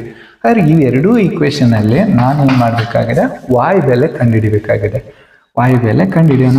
ನೋಡಿ, y ಬೆಲೆ ಕಂಡುಹಿಡಿಬೇಕಾದ್ರೆ ಈ x ಆ ಕಡೆ ಹೋಯ್ತೀನಿ. ಹಂಗಾದ್ರೆ 10 - x ಆಗುತ್ತೆ. 10 - x. ಇಲ್ಲಿಯೂ ಕೂಡ y ಬೆಲೆ ಕಂಡುಹಿಡಿಬೇಕಾಗಿದೆ. ಹಾಗಾದ್ರೆ y ಆ ಕಡೆ ಇದೆ ಅಂದ್ರೆ 4 ಅನ್ನು ಈ ಕಡೆ ತಗೊಂಡ್ಬರ್ತೀನಿ. ಇದರರ್ಥ y ನೋಡಿ y x - 4 ಆಗುತ್ತೆ. ಈಗ ಏನ್ ಮಾಡ್ತೀನಿ ಅಂತ ನೋಡಿ, ನಾನು ಈ ಗ್ರಾಫ್ ಮುಖಾಂತರ ಬಿಡಿಸ್ಬೇಕಾಗಿದೆ. ಹಾಗಾಗಿ ಟೇಬಲ್ಸ್ ಅನ್ನ ಡ್ರಾ ಮಾಡ್ಕೊಳ್ತೀನಿ. ಈ ಟೇಬಲ್ಸ್ ಅಲ್ಲಿ ಫಸ್ಟ್ ನಾವು ಏನ್ ಮಾಡೋಣ, x ಮತ್ತು y ಬೆಲೆನ ಕಂಡುಹಿಡ್ಕೊಳ್ಳೋಣ. ಓಕೆ, ಇಲ್ಲಿ ಏನ್ ಮಾಡ್ತಾ ಇದೆ ನೋಡಿ, ಟೇಬಲ್ಸ್ ಅನ್ನ ಹಾಕ್ತಾ ಇದ್ದೇವೆ. x y ಬೆಲೆ ಕಂಡುಹಿಡಿಯೋಣ. ಫಸ್ಟ್ x ಬೆಲೆ ನೋಡಿ. ಇವಾಗ ಎಷ್ಟು ಹುಡುಗರ ಸಂಖ್ಯೆ ನಾನು ಎಷ್ಟಂತ ಥಿಂಕ್ ಮಾಡ್ತೀನಿ? 4 ಜನ ಅದಾರಂತ ಥಿಂಕ್ ಮಾಡ್ತೀನಿ. 10ರಲ್ಲಿ 4 ಕಳೆದು ಬಿಡ್ತೀನಿ. ಎಷ್ಟಾಗುತ್ತೆ? 10ರಲ್ಲಿ 4 ಕಳೆದ್ರೆ 6 ಆಗುತ್ತೆ. ಅದೇ ತರ ನೆಕ್ಸ್ಟ್ ಹುಡುಗರ ಸಂಖ್ಯೆ 5 ಅಂತ ತಗೋತೀನಿ. ಈಗ 10ರಲ್ಲಿ 5 ಕಳಿತೀನಿ, 5 ಆಗುತ್ತೆ. ನೆಕ್ಸ್ಟ್ ಹುಡುಗರ ಸಂಖ್ಯೆ 6 ಅಂತ ತಗೊಂಡ್ರೆ ಹುಡುಗಿಯರ ಸಂಖ್ಯೆ 10ರಲ್ಲಿ 6 ಕಳೆದ್ರೆ ಎಷ್ಟು ಉಳಿತೋ? 4. ಈಗ ನೋಡಿ, ಇಲ್ಲಿ ಏನ್ ಮಾಡ್ತೀನಿ ಅಂತಂದ್ರೆ ನೋಡಿ, ಇಲ್ಲಿ ಹುಡುಗರ ಸಂಖ್ಯೆ ಎಷ್ಟಂತ ತಗೊಳ್ಳೋಣ? ಇಲ್ಲಿ 6 ಅಂತ ತಗೊಳ್ಳೋಣ. 6ರಲ್ಲಿ 4 ಕಳೆಯೋಣ. ಎಷ್ಟಾಗುತ್ತೆ? 2. ಅದೇ ತರ 7ರಲ್ಲಿ 4 ಕಳೆದ್ರೆ 3. ನೆಕ್ಸ್ಟ್ ಏನಾಗುತ್ತೆ ನೋಡಿ, ಇವಾಗ 8 ಅಂತ ತಗೋತೀನಿ. ಇಲ್ಲಿ 8ರಲ್ಲಿ 4 ಕಳಿತೀನಿ, ಉಳಿದದ್ದು 4 ಅಂತ ಹೇಳ್ತೀನಿ. ಇದೇ ಬೆಲೆಗಳನ್ನ ಕಾರ್ಟೇಶಿಯನ್ ಪ್ಲೇನ್ ಅಲ್ಲಿ ಗುರುತಿಸೋಣ. ಕಾರ್ಟೇಶಿಯನ್ ಪ್ಲೇನ್ ನೋಡಿ, ಕಾರ್ಟೇಶಿಯನ್ ಪ್ಲೇನ್ ಇವಾಗ ನಾನು ಡ್ರಾ ಮಾಡ್ತಾ ಇರೋದು. ಇದನ್ನ ನಾವು ಏನಂತ ಕರಿತೀವಿ? ಕಾರ್ಟೇಶಿಯನ್ ಪ್ಲೇನ್ ಅಂತ ಕರಿತೀವಿ. ಕಾರ್ಟೇಶಿಯನ್ ಪ್ಲೇನ್ ಇಲ್ಲಿ ಇದು ಲಂಬವಾಗಿರುವ ಅಕ್ಷ y ಅಕ್ಷ, ಇದು ಸಮಾಂತರವಾಗಿರುವ ಅಕ್ಷ x ಅಕ್ಷ. ಇದು x ಡ್ಯಾಶ್ ಅಂತ ಹೇಳ್ತೀವಿ, ಇದು y ಡ್ಯಾಶ್ ಅಂತ ಹೇಳ್ತೀವಿ. ಈಗ ಇಲ್ಲಿ ಬೆಲೆಗಳನ್ನು ಸೂಚಿಸ್ತಾ ಹೋಗೋಣ. ನೋಡಿ 1 2 3 4 5 6 ಇದು 7 ಇದು 8. ನೆಕ್ಸ್ಟ್ 1 2 3 ಇದು 4 ಇದು 5 ಇದು 6 ಅದೇ ಥರ ಇದು 7 ಅಂತ ಹೇಳ್ತೀವಿ. ಇಲ್ಲಿ ಸ್ಕೇಲ್ ಬರೀತೀನಿ. ಸ್ಕೇಲ್ ನೋಡಿ, ಸ್ಕೇಲು ಎಷ್ಟಪ್ಪ ಅಂತಂದರೆ 1 ಸೆಂಟಿಮೀಟರ್ ಈಸ್ ಈಕ್ವಲ್ಸ್ 1 ಯೂನಿಟ್ ಅಂತ ಬರ್ಕೊಳ್ತೀನಿ. Scale 1 centimetre is equals 1 unit. ಆದರೆ ಈ ಕಡೆ ನೋಡಿ, ಇದು ಆಕ್ಟಿವ್ ಒರಿಜಿನ್ ಎಷ್ಟಿರ್ತದೆ? 0 ಇರ್ತದೆ. -1 ಇದು -2 ನೆಕ್ಸ್ಟ್ -3 ಈ ಕಡೆ ಅದೇ ಥರ ನೋಡಿ, ಎಲ್ಲ ಕರೆಕ್ಟಾಗಿ ನಾವು ಮೆಜರ್ ಮಾಡೋಣ. -4 ಇದು ನೆಕ್ಸ್ಟ್ -1 ನೆಕ್ಸ್ಟ್ -2 -3 ನೆಕ್ಸ್ಟ್ -4 ಅಂತ ಹೇಳ್ತೀವಿ. ಇವಾಗ ಕಾರ್ಟೇಷಿಯನ್ ಪ್ಲೇನ್ ಕಂಪ್ಲೀಟ್ ಮಾಡಿದ್ವಿ. ಈಗ ಮೊದಲೇ ಗ್ರಾಫನ್ನು ಆ ಕಾರ್ಟೇಷಿಯನ್ ಪ್ಲೇನಲ್ಲಿ ಗುರುತಿಸೋಣ. x4 ಇದ್ದು y ಎಷ್ಟಿದೆ? 6 ಇದೆ ಅಂತ ಹೇಳ್ತಾ ಇದ್ದೀವಿ. x4 ಅಂದ್ರೆ ನೋಡಿ, ಈ ಮೂಲ ಬಿಂದುವಿನಲ್ಲಿ x ಮತ್ತು yಗಳು 0 ಆಗಿರ್ತಾವ. ಇಲ್ಲಿಂದ 4 ಯೂನಿಟ್ ಇಲ್ಲಿ ಹೋಗಿ ನೆಕ್ಸ್ಟ್ y ಎಷ್ಟಿದೆ? 6 ಇದೆ. ಹಾಗಾದ್ರೆ ನೋಡಿ 6 ಯೂನಿಟ್ ಮೇಲೆ ಹೋಗೋಣ. ಅಂದರೆ ಇದು ಮೊದಲೇ ಬಿಂದು. ಇದರ ಬೆಲೆಗಳು ಎಷ್ಟು ಅಂತಂದ್ರೆ 4,6 ಅಂತ ಹೇಳ್ತೀವಿ. ಎರಡನೇ ಬೆಲೆ ನೋಡಿ 5,5 ಇದೆ. 5,5 ಹಾಗಾದ್ರೆ 5,5 ಅಂದರೆ ಎಕ್ಸ್ ಬೆಲೆ ನೋಡಿ, ಇಲ್ಲಿಂದ 5 ಯೂನಿಟು ಮೇಲೆ 5 ಯೂನಿಟ್ ಹೋಗೋಣ. ಮೇಲೆ 5 ಯೂನಿಟ್ ಹೋದ್ರೆ ಎಷ್ಟಾಯ್ತು ನೋಡಿ, ಇದು ಎರಡನೇ ಬಿಂದು. ಇದರ ಬೆಲೆಗಳು 5,5 ಅಂತ ಹೇಳ್ತೀವಿ. ಇನ್ನು ಮೂರನೇ ಬೆಲೆ 6,4. 6,4 ಅಂದರೆ ಇಲ್ಲಿಂದ 6 ಯೂನಿಟು ಮೇಲೆ 4 ಯೂನಿಟು. ಹಾಗಾದ್ರೆ ಇದು ಎಷ್ಟಂತ ಅರ್ಥ? 6,4 ಅಂತ ಹೇಳ್ತೀವಿ. ಈಗ ಈ ಮೂರು ಬಿಂದುಗಳ ಮೂಲಕ ಹಾದು ಹೋಗುವಂತೆ ಒಂದು ಸರಳ ರೇಖೆಯನ್ನು ಡ್ರಾ ಮಾಡೋಣ. ಸರಳ ರೇಖೆ ಡ್ರಾ ಮಾಡಿದೆ. ಒಂದನೇದು ಟೇಬಲ್ಸ್ ಕಂಪ್ಲೀಟ್ ಆಯಿತು. ಇವಾಗ ಎರಡನೇ ಟೇಬಲ್ಸ್ ನೋಡಿ, ಎಕ್ಸ್ ಎಷ್ಟಿದೆ? 6 ಇದ್ದಾಗ y ಎಷ್ಟಿದೆ? 2 ಇದೆ.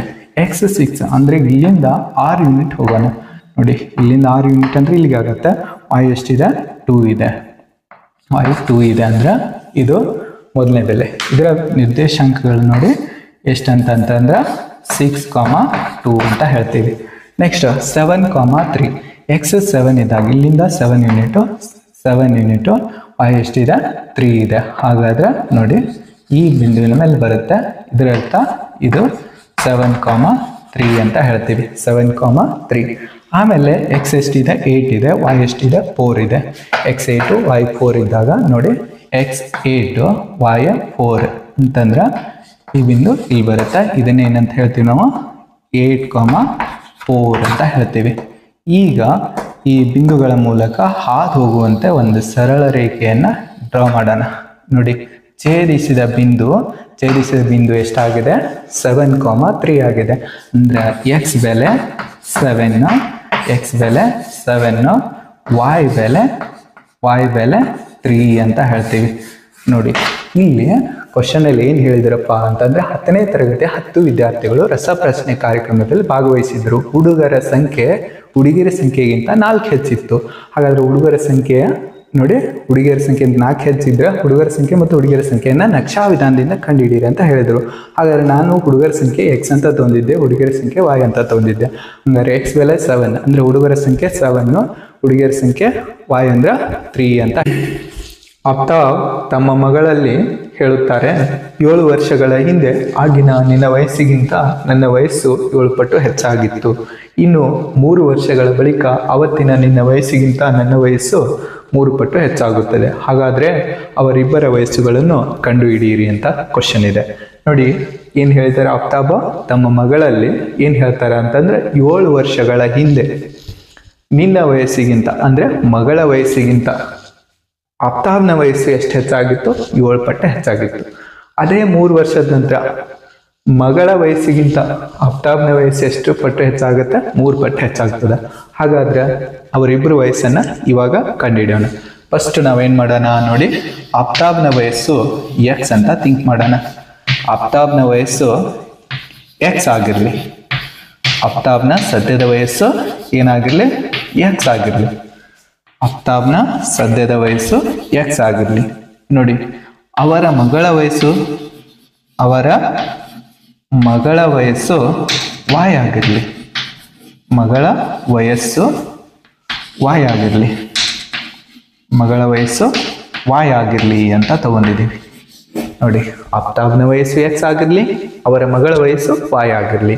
ಇಲ್ಲಿ ಇವಾಗ ಏನು ಹೇಳಿದ್ದಾರೆ ನೋಡಿ, 7 ವರ್ಷಗಳ ಹಿಂದೆ. ನೋಡಿ, 7 ವರ್ಷಗಳ ಹಿಂದೆ, 7 ವರ್ಷಗಳ ಹಿಂದೆ 7 years ಆಗೋ. ನೋಡಿ, 7 ವರ್ಷಗಳ ಹಿಂದೆ ಇವಾಗ ಆಫ್ತಾಬ್ನ ವಯಸ್ಸು ಎಷ್ಟಾಗುತ್ತೆ ಅಂತಂದ್ರೆ, ನೋಡಿ, ಆಫ್ತಾಬ್ನ ವಯಸ್ಸು 7 ವರ್ಷಗಳ ಹಿಂದೆ ಆಫ್ತಾಬ್ನ ವಯಸ್ಸು ಎಷ್ಟಕ್ಕೆ ಸಮ ಆಗುತ್ತೆ ನೋಡಿ, ಆಫ್ತಾಬ್ನ ವಯಸ್ಸು x-7 ಆಗುತ್ತೆ. 7 ವರ್ಷ ಹಿಂದೆ ಅಂದ್ರೆ x-7. ಅವರ ಮಗಳ ವಯಸ್ಸು ನೋಡಿ, ಈಗ ಮಗಳ ವಯಸ್ಸು 7 ವರ್ಷಗಳ ಹಿಂದೆ ಮಗಳ ವಯಸ್ಸು ಎಷ್ಟಾಗುತ್ತೆ ಅಂತಂದ್ರೆ y-7 ಆಗುತ್ತೆ. 7 ವರ್ಷಗಳ ಹಿಂದೆ ಮಗಳ ವಯಸ್ಸು y-7. ನೋಡಿ, ಕ್ವಶನ್ ಅಲ್ಲಿ ಏನು ಹೇಳಿದ್ದಾರೆ ಅಂದ್ರೆ, 7 ವರ್ಷಗಳ ಹಿಂದೆ ಆಗಿನ ನಿನ್ನ ವಯಸ್ಸಿಗಿಂತ ಅಂದ್ರೆ ಮಗಳ ವಯಸ್ಸಿಗಿಂತ ತಂದೆಯ ವಯಸ್ಸು ಎಷ್ಟು ಪಟ್ಟು ಹೆಚ್ಚಾಗಿತ್ತು, 7 ಪಟ್ಟು ಹೆಚ್ಚಾಗಿತ್ತು. ಅಂದ್ರೆ ಇದರ ಅರ್ಥ, ಇದೇ ಕ್ವಶನ್ ಹೇಗೆ ಕೊಟ್ಟಿದ್ದಾರಲ್ಲ ಅದೇ ತರ ಬಿಡಿಸೋಣ. ನೋಡಿ, ತಂದೆಯ ವಯಸ್ಸು ಮಗಳ ವಯಸ್ಸಿಗಿಂತ ಎಷ್ಟು ಪಟ್ಟು ಹೆಚ್ಚಾಗಿತ್ತು, 7ರಷ್ಟು ಹೆಚ್ಚಾಗಿತ್ತು. ಹಾಗಾದ್ರೆ ನೋಡಿ, ಇಲ್ಲಿ ತಂದೆಯ ವಯಸ್ಸು ಅಂದ್ರೆ 7 ವರ್ಷದ ಹಿಂದೆ x-7. ತಂದೆಯ ವಯಸ್ಸು 7 ವರ್ಷದ ಹಿಂದೆ ಎಷ್ಟಾಗಿತ್ತು, x-7. ಹಾಗಾದ್ರೆ ಮಗಳ ವಯಸ್ಸು 7 ವರ್ಷದ ಹಿಂದೆ y-7. ಇದರ 7 ಪಟ್ಟು ತಂದೆಯ ವಯಸ್ಸಾಗಿರ್ತದ ಅಂತ ಹೇಳಿದ್ದಾರೆ. ಹಾಗಾದ್ರೆ ಇಲ್ಲಿ ಇವಾಗ ಇದನ್ನ ಈಕ್ವೇಶನ್ ಬಿಡಿಸೋಣ. ಹೇಗೆ ಬಿಡಿಸೋದಂತ ನೋಡಿ. ಫಸ್ಟ್ x-7, 7 ಇಂಟು y ಅಂದ್ರೆ 7y ಆಗುತ್ತೆ. ನೆಕ್ಸ್ಟ್ 7 ಇಂಟು 7 ಅಂದಾಗ ಇದು 49 -49. ಈಗ ನಾನು ಏನು ಮಾಡ್ತೀನಿ ನೋಡಿ, ಈ 7 ಆ ಕಡೆ ಒಯ್ತೀನಿ, 7 ಆ ಕಡೆ ಒಯ್ತೀನಿ. ಆಗೇನಾಗುತ್ತೆ ಅಂತಂದ್ರೆ ನೋಡಿ, 7y -49 ಪ್ಲಸ್ 7 ಅಂದರೆ ಇದರ ಅರ್ಥ x 7y -42. ನೋಡಿ, x ಎಷ್ಟಾಯಿತು, 7y -42 ಆಯಿತು. ಅದೇ ಥರ ಇನ್ನು ಎರಡನೇ ಹೇಳಿಕೆ, ಇನ್ನು 3 ವರ್ಷಗಳ ಬಳಿಕ ಅಂತ ಹೇಳ್ತಾ ಇದ್ದಾರೆ. ನೋಡಿ, 3 ವರ್ಷಗಳ ಬಳಿಕ, 3 ವರ್ಷಗಳ ಬಳಿಕ, ಇಲ್ಲಿ 3 ವರ್ಷಗಳ ಬಳಿಕ, ಆಫ್ಟರ್ 3 years, 3 ವರ್ಷದ ನಂತರ, ಆಫ್ಟರ್ 3 years, ಆಫ್ಟರ್ 3 years, 3 ವರ್ಷದ ನಂತರ. ನೋಡಿ, ಆಫ್ತಾಬ್ನ ವಯಸ್ಸು ಏನಾಗುತ್ತೆ, ಆಫ್ತಾಬ್ನ ವಯಸ್ಸು x plus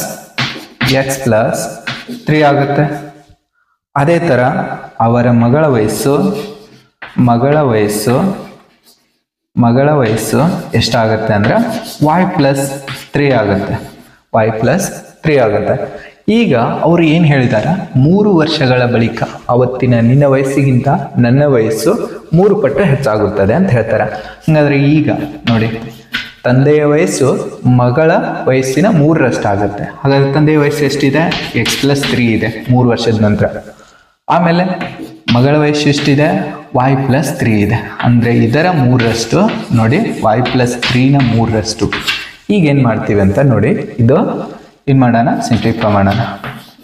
x+3 is equals 3y plus 9 ಅಂತ ಹೇಳ್ತೀವಿ. 3 3s 9 ಆಗುತ್ತೆ. x ಬೆಲೆ ಎಷ್ಟಿದೆ ನಮಗೆ, 7y -42 ಅಂತ ಇದೆ. ಅದೇ ಬೆಲೆ ಇಲ್ಲಿ ಸಬ್ಸ್ಟಿಟ್ಯೂಟ್ ಮಾಡ್ತೀನಿ. ಇವಾಗ ನೋಡಿ, x ಅಂದರೆ ಎಷ್ಟು, 7y -42 ಈಸ್ ಈಕ್ವಲ್ಸ್ ಎಷ್ಟು, 3y ಪ್ಲಸ್ 9. ಹೇಗೆ ಬರ್ದಿದ್ದೀವಿ ಅಂತಂದ್ರೆ, ಫ್ರಾಮ್ ಈಕ್ವೇಶನ್ 1, ನೋಡಿ, ಇದನ್ನು ಈಕ್ವೇಶನ್ 1 ಅಂತ ಹೇಳೋಣ. 1ನೇ ಸಮೀಕರಣದಿಂದ ಏನು ಮಾಡಿದ್ದೀನಿ, x ಬೆಲೆ ತುಂಬಿದ್ದೀನಿ. ಇಲ್ಲಿ +3 ಅಂತ ಬರೀತಾ ಇದ್ದೇನೆ, +3. ಇವಾಗ ಏನಾಗುತ್ತೆ ನೋಡಿ, ಇಲ್ಲಿ 3y ಈ ಕಡೆ ತೊಗೊಂಬರ್ತೀನಿ, ಈ 42 ಮತ್ತು 3 ಎಲ್ಲ ಆ ಕಡೆ ಒಯ್ತೀನಿ. ಈಗ ಎಷ್ಟಾಗುತ್ತೆ ನೋಡಿ, 7y minus 3y is equals 9 plus 42 minus 3 ಅಂತ ಆಗುತ್ತೆ. ಅಂದರೆ ಇದರ ಅರ್ಥ 7y ನಲ್ಲಿ 3y ಕಳೆಯೋಣ, ಎಷ್ಟು ಹೇಳಿ 4y ಈಸ್ ಈಕ್ವಲ್ಸ್ ನೋಡಿ 42 ಮತ್ತು 9 ಕೂಡಿಸಿದ್ರೆ 51 ನಲ್ಲಿ 3 ಮೈನಸ್ ಮಾಡಿದರೆ ಎಷ್ಟು ಬರುತ್ತೆ, 48 ಬರುತ್ತೆ. 48 ಇವಾಗ 4 1 ಅಂತ ಕ್ಯಾನ್ಸಲ್ ಆಗ್ತೀನಿ. ನೆಕ್ಸ್ಟ್ 4 2 ಅಂದರೆ y ಈಸ್ ಈಕ್ವಲ್ಸ್ ಎಷ್ಟಾಯಿತು, 12 ಆಯಿತು. y ಈಸ್ ಈಕ್ವಲ್ಸ್ 12 ಇಯರ್ಸ್ ನೋಡಿ, 12 ಇಯರ್ಸ್. y ಈಸ್ ಈಕ್ವಲ್ಸ್ ಎಷ್ಟು, 12 years. y is equals 12 years ಆದರೆ x ಈಸ್ ಈಕ್ವಲ್ಸ್ ಎಷ್ಟಾಗುತ್ತೆ ಅಂತ ನೋಡೋಣ. From equation 1 x is equals x ಅಂದಾಗ ನೋಡಿ x is equals 7y minus 42 7 into 12 minus 42. ಹಾಗಾದರೆ 7 ಇಂಟು 12 ಅಂದರೆ ಎಷ್ಟಾಗುತ್ತೆ ನೋಡಿ, 7 12 84 42 ಮೈನಸ್ ಮಾಡ್ತೀನಿ. ಇವಾಗ ಎಷ್ಟು ಬರುತ್ತೆ ಅಂತಂದರೆ 42 ಇಯರ್ಸ್ ನೋಡಿ. ಇಲ್ಲಿ ಎಕ್ಸ್ ಈಸ್ ಈಕ್ವಲ್ಸ್ ಎಷ್ಟಾಯಿತು, 42 ಇಯರ್ಸ್. ಎಕ್ಸ್ ಎಷ್ಟು ಬಂತಂತಂದ್ರೆ x value is equals 42 years ನೋಡಿ. ತಂದೆಯ ವಯಸ್ಸು 42 ಇಯರ್ಸ್, ಮಗಳ ವಯಸ್ಸು 12 ಇಯರ್ಸ್ ಅಂತ ಹೇಳ್ತೀವಿ. ಎರಡು ಸಂಖ್ಯೆಗಳ ವ್ಯತ್ಯಾಸ 32. ಎರಡು ಸಂಖ್ಯೆಗಳ ವ್ಯತ್ಯಾಸ 32. ಎರಡು ಸಂಖ್ಯೆಗಳ ವ್ಯತ್ಯಾಸ 32 ಮತ್ತು ಒಂದು ಸಂಖ್ಯೆಯು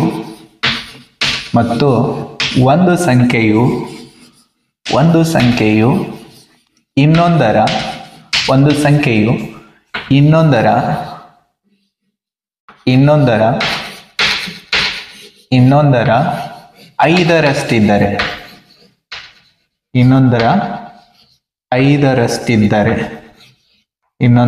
5ರಷ್ಟಿದ್ದರೆ ಆ ಸಂಖ್ಯೆಗಳನ್ನು ಕಂಡುಹಿಡಿಯಿರಿ. ಆ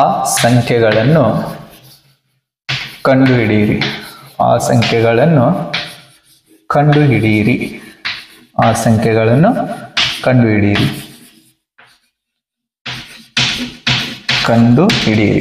ನೋಡಿ. ಒಂದು ಸಂಖ್ಯೆ ಏನಾಗಿದೆ, ಇನ್ನೊಂದು ಸಂಖ್ಯೆ 5ರಷ್ಟಿದೆ ಮತ್ತು ಆ ಎರಡು ಸಂಖ್ಯೆಗಳ ವ್ಯತ್ಯಾಸ ಎಷ್ಟಿದೆ ಅಂದ್ರೆ 32 ಇದೆ. ಹಾಗಾದ್ರೆ ಹೇಗೆ ಕಂಡುಹಿಡಿಯೋದು ಅಂತ ನೋಡಿ. ಈಗ ಫಸ್ಟ್ ಸಂಖ್ಯೆ ಏನ್ ಮಾಡೋಣ ನೋಡಿ. ಒಂದು ಸಂಖ್ಯೆ ಏನಾಗಿರ್ಲಿ, ಎಕ್ಸ್ ಆಗಿರ್ಲಿ. ಒಂದು ಸಂಖ್ಯೆ ಎಕ್ಸ್ ಆಗಿರ್ಲಿ, ಇನ್ನೊಂದು ಸಂಖ್ಯೆ ವೈ ಆಗಿರ್ಲಿ. ಒಂದು ಸಂಖ್ಯೆ ಎಕ್ಸ್, ಇನ್ನೊಂದು ಸಂಖ್ಯೆ ವೈ ಆಗಿರ್ಲಿ ಅಂತ ತಗೋತೀನಿ. ಒಂದು ಸಂಖ್ಯೆ ಎಕ್ಸ್ ಆಗಿರ್ಲಿ, ಇನ್ನೊಂದು ಸಂಖ್ಯೆ ವೈ ಆಗಿರ್ಲಿ ಅಂತ ತಗೊಂಡಿದ್ದೀವಿ. ಈಗ ಏನ್ ಹೇಳ್ತಾ ಇದ್ದಾರೆ, ಎರಡೂ ಸಂಖ್ಯೆಗಳ ವ್ಯತ್ಯಾಸ ಅಂದಾಗ ಒಂದು ಸಂಖ್ಯೆಯಲ್ಲಿ ಇನ್ನೊಂದು ಸಂಖ್ಯೆನ ಕಳೆಯೋದು. ಹಾಗಾದ್ರೆ ಎಕ್ಸ್ ನಲ್ಲಿ ವೈ ಅನ್ನ ಕಳೆಯೋದು ನೋಡಿ. ಎಕ್ಸ್ ಅಂದ್ರೆ ದೊಡ್ಡ ಸಂಖ್ಯೆ ಅಂತ ತಗೊಂಡಿದ್ದೀವಿ, ವೈ ಚಿಕ್ಕ ಸಂಖ್ಯೆ. ಈ ಎಕ್ಸ್ ನಲ್ಲಿ ವೈ ಕಳೆದ್ರೆ ಎಷ್ಟಾಗುತ್ತೆ, 32 ಆಗುತ್ತೆ. ಹಾಗೆ ಇನ್ನೊಂದು ಏನ್ ಹೇಳ್ತಾರೆ ನೋಡಿ, ಒಂದು ಸಂಖ್ಯೆ ಇನ್ನೊಂದು ಸಂಖ್ಯೆ ಎಷ್ಟರಷ್ಟಿದೆ, 5ರಷ್ಟಿದೆ. ಹಂಗಾದ್ರೆ ಒಂದು ಸಂಖ್ಯೆ ಇದು ಇನ್ನೊಂದು ಸಂಖ್ಯೆಯ 5ರಷ್ಟು ಅಂದ್ರೆ ವಾಯ್ನ 5ರಷ್ಟು. ಓಕೆ, ಇಲ್ಲಿ ಇದು ಈಕ್ವೇಶನ್ 1, ದಿಸ್ ಈಕ್ವೇಶನ್ 2 ಅಂತ ಹೇಳ್ತೀವಿ, ಕೊಟ್ಟಂತ ಹೇಳಿಕೆ. ಈಗ ನಾವು ಆದೇಶ ವಿಧಾನ ಬಳಸಿ ಇದನ್ನ ಏನ್ ಮಾಡೋಣ, ಬಿಡಿಸೋಣ ನೋಡಿ. ಎಕ್ಸ್ ಬೆಲೆ ಎಷ್ಟು, 5y. ಹಾಗಾದ್ರೆ ಎಕ್ಸ್ ಇದ್ದಲ್ಲಿ ನಾನು ಏನ್ ಮಾಡ್ತೀನಿ, 5y ತುಂಬ್ತೀನಿ. This is equation 1, this is equation 2 ನೋಡಿ. ಇಲ್ಲಿ ಏನನ್ನ ಆದೇಶ ಮಾಡ್ತಾ ಇದ್ದೀವಿ ಅಂತಂದ್ರೆ ಸಬ್ಸ್ಟಿಟ್ಯೂಟ್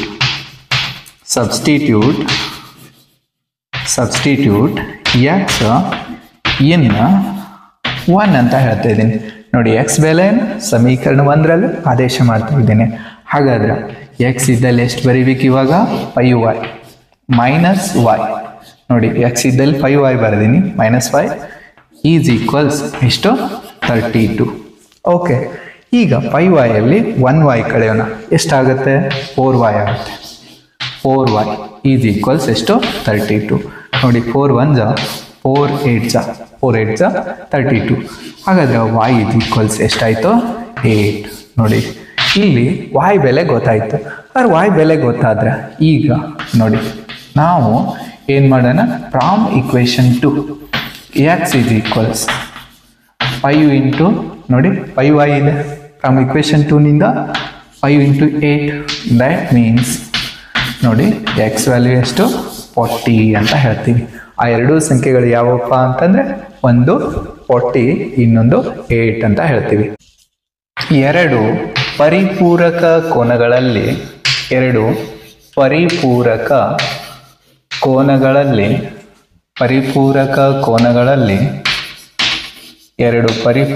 ಕೋನಗಳಲ್ಲಿ ದೊಡ್ಡ ಕೋನವು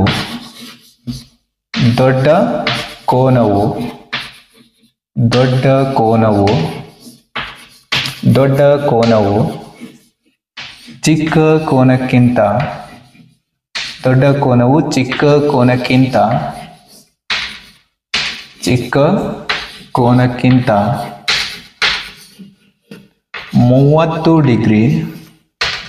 30 ಡಿಗ್ರಿ ಅಧಿಕವಾಗಿದ್ದರೆ 30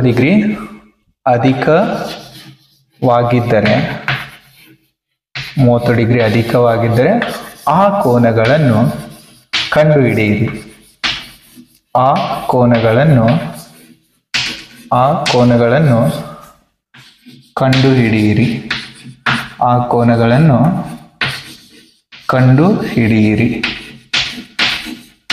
ನೋಡಿ ಎರಡು ಪರಿಪೂರಕ ಕೋನಗಳಲ್ಲಿ ದೊಡ್ಡ ಕೋನವು ಚಿಕ್ಕ ಕೋನಕ್ಕಿಂತ ಎಷ್ಟು ಹೆಚ್ಚಾಗಿದೆ 30 ಡಿಗ್ರಿ ಹೆಚ್ಚಾಗಿದೆ.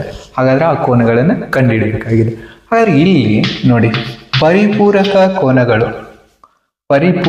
ಕೋನಗಳಂದಾಗ ಏನಂತ ಅರ್ಥ ನೋಡಿ, ಪರಿಪೂರಕ ಕೋನಗಳ ಮೊತ್ತ.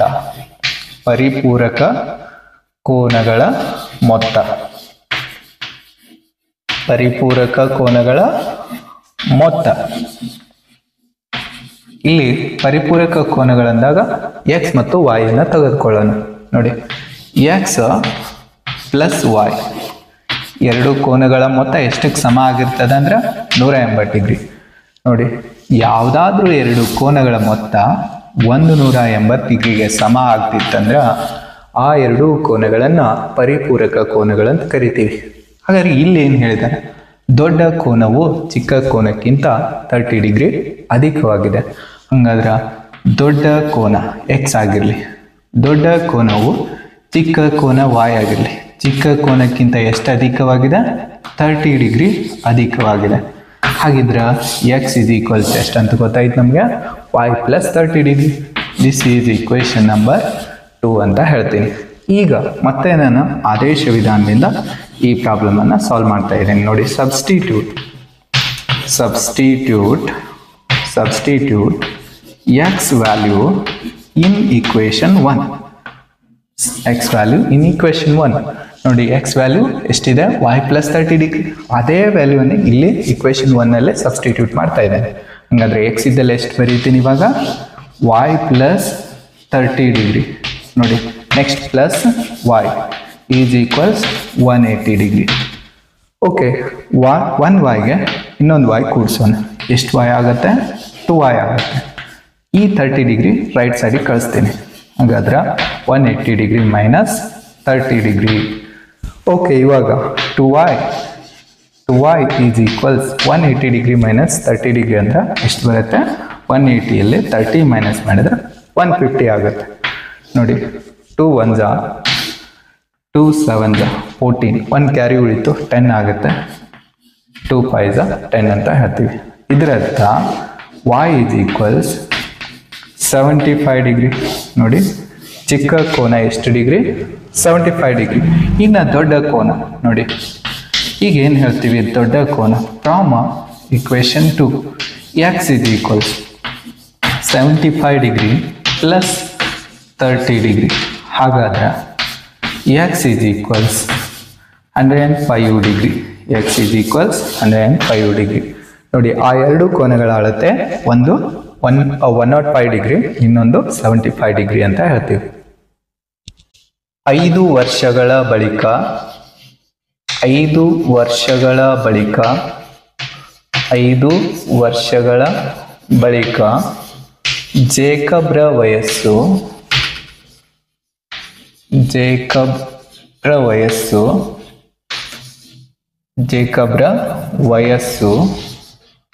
ಅವರ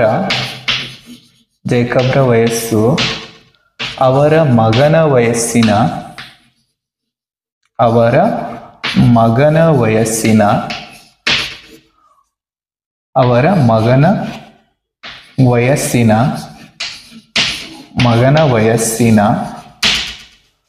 ವಯಸ್ಸಿನ 3ರಷ್ಟಾಗುತ್ತಿತ್ತು. ಅವರ ಮಗನ ವಯಸ್ಸಿನ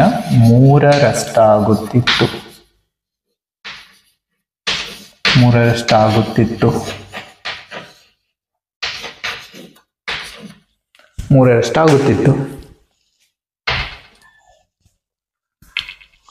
ಐದು ವರ್ಷಗಳ ಹಿಂದೆ 5 ವರ್ಷಗಳ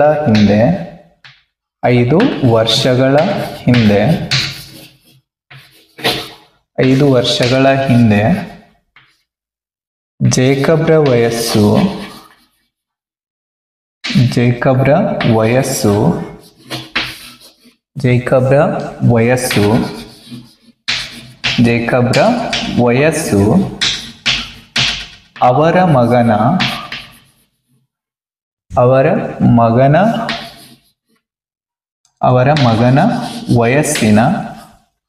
ಅವರ ಮಗನ ವಯಸ್ಸಿನ 7ರಷ್ಟಿತ್ತು. ಅವರ ಮಗನ ವಯಸ್ಸಿನ 7ರಷ್ಟಿತ್ತು. ಅವರ ಮಗನ ವಯಸ್ಸಿನ 7ರಷ್ಟಿತ್ತು. ಹಾಗಾದ್ರೆ ಅವರ ಈಗಿನ ವಯಸ್ಸು ಕಂಡುಹಿಡಿಯಿರಿ. ಹಾಗಾದ್ರೆ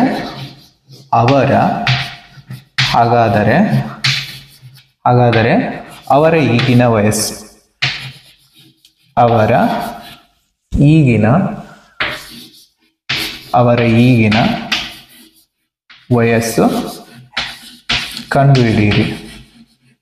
ಹಾಗಾದ್ರೆ ಅವರ ಈಗಿನ ವಯಸ್ಸು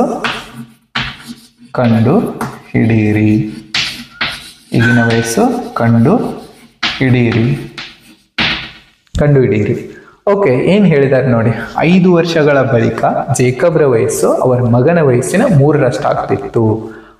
5 ವರ್ಷಗಳ ಹಿಂದೆ ಜೇಕಬ್ರ ವಯಸ್ಸು ಮಗನ ವಯಸ್ಸಿನ 7ರಷ್ಟಿತ್ತು. ಹಾಗಾದ್ರೆ ಅವರಿಬ್ಬರ ವಯಸ್ಸನ್ನ ಕಂಡುಹಿಡಿಯಿರಿ ಅಂತ ಹೇಳಿದ್ದಾರೆ. ಆದ್ರೆ ಏನ್ ಮಾಡೋಣ, ಫಸ್ಟ್ ನೋಡಿ, ಇಲ್ಲಿ ಜೇಕಬ್ರ ವಯಸ್ಸು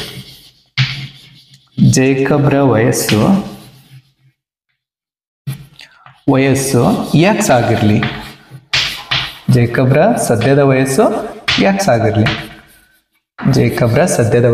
ಎಕ್ಸ್ ಆಗಿರ್ಲಿ. ಅವರ ಮಗನ ವಯಸ್ಸು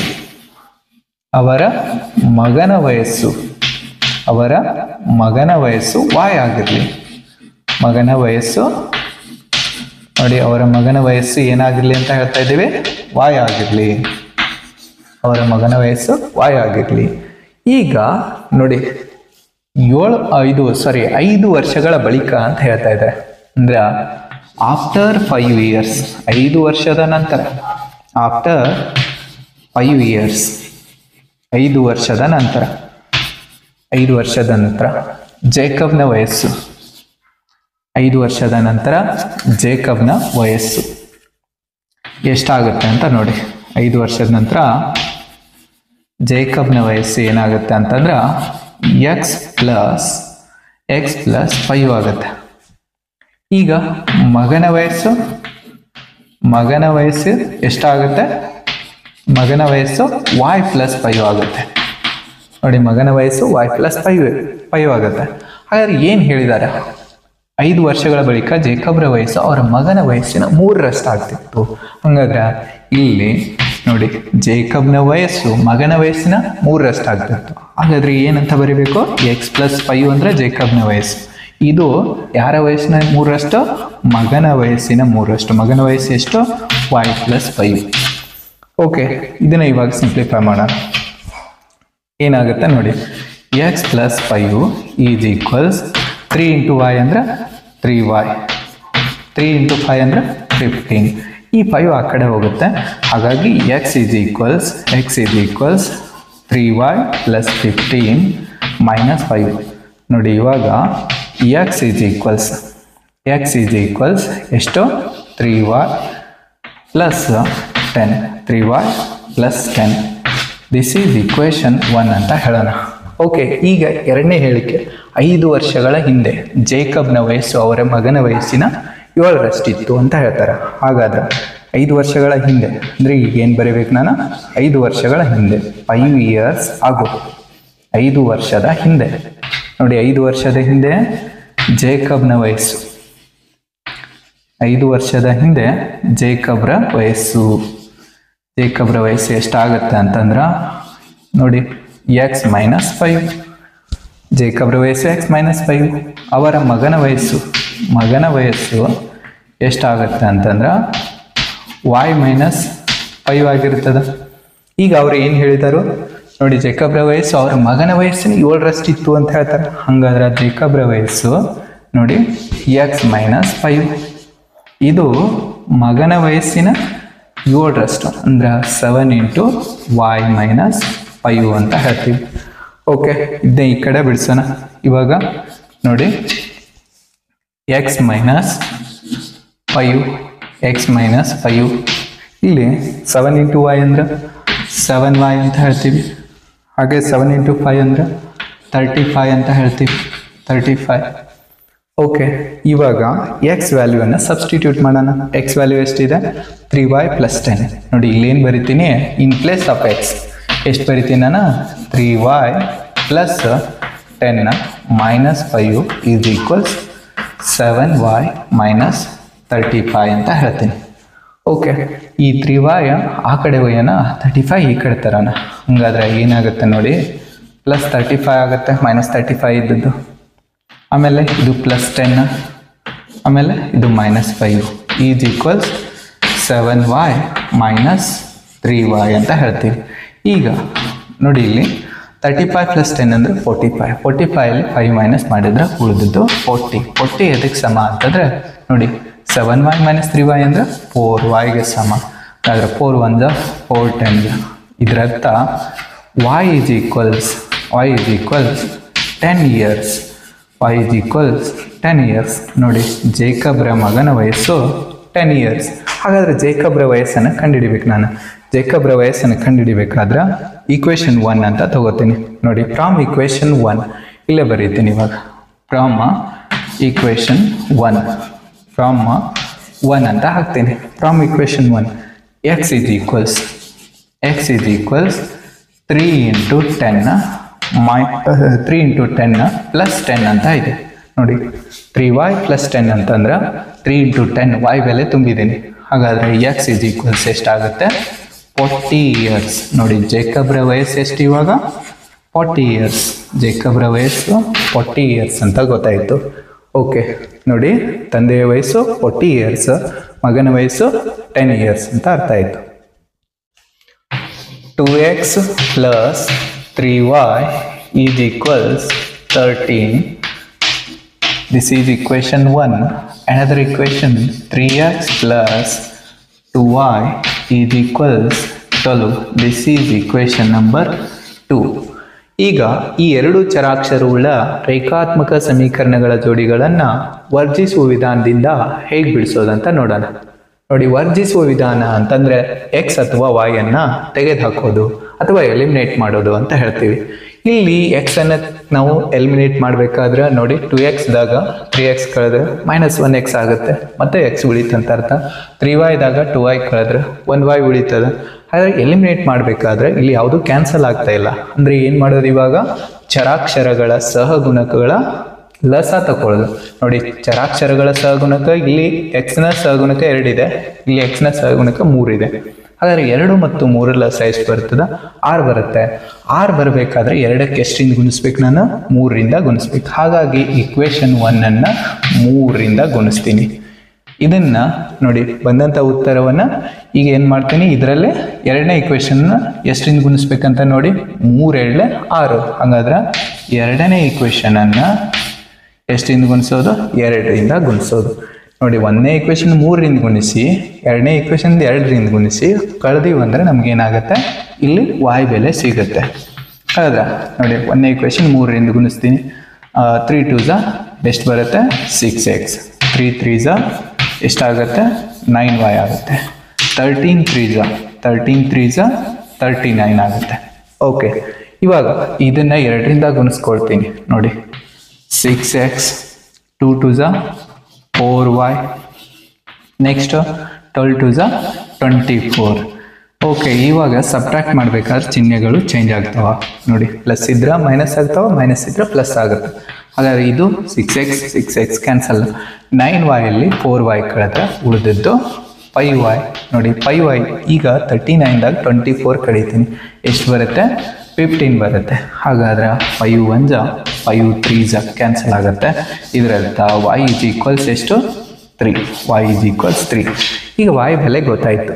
ಹಾಗಾದ್ರೆ ನಾವೇನು ಮಾಡೋಣ, ಎಕ್ಸ್ ಬೆಲೆ ಕಂಡುಹಿಡಿಬೇಕಾದ್ರೆ ನೋಡಿ ಫ್ರಾಮ್ ಇಕ್ವೇಷನ್ 1 ಇಂದ ಎಕ್ಸ್ ಬೆಲೆ ಕಂಡುಹಿಡ್ತೀನಿ. 2x is equals 13 minus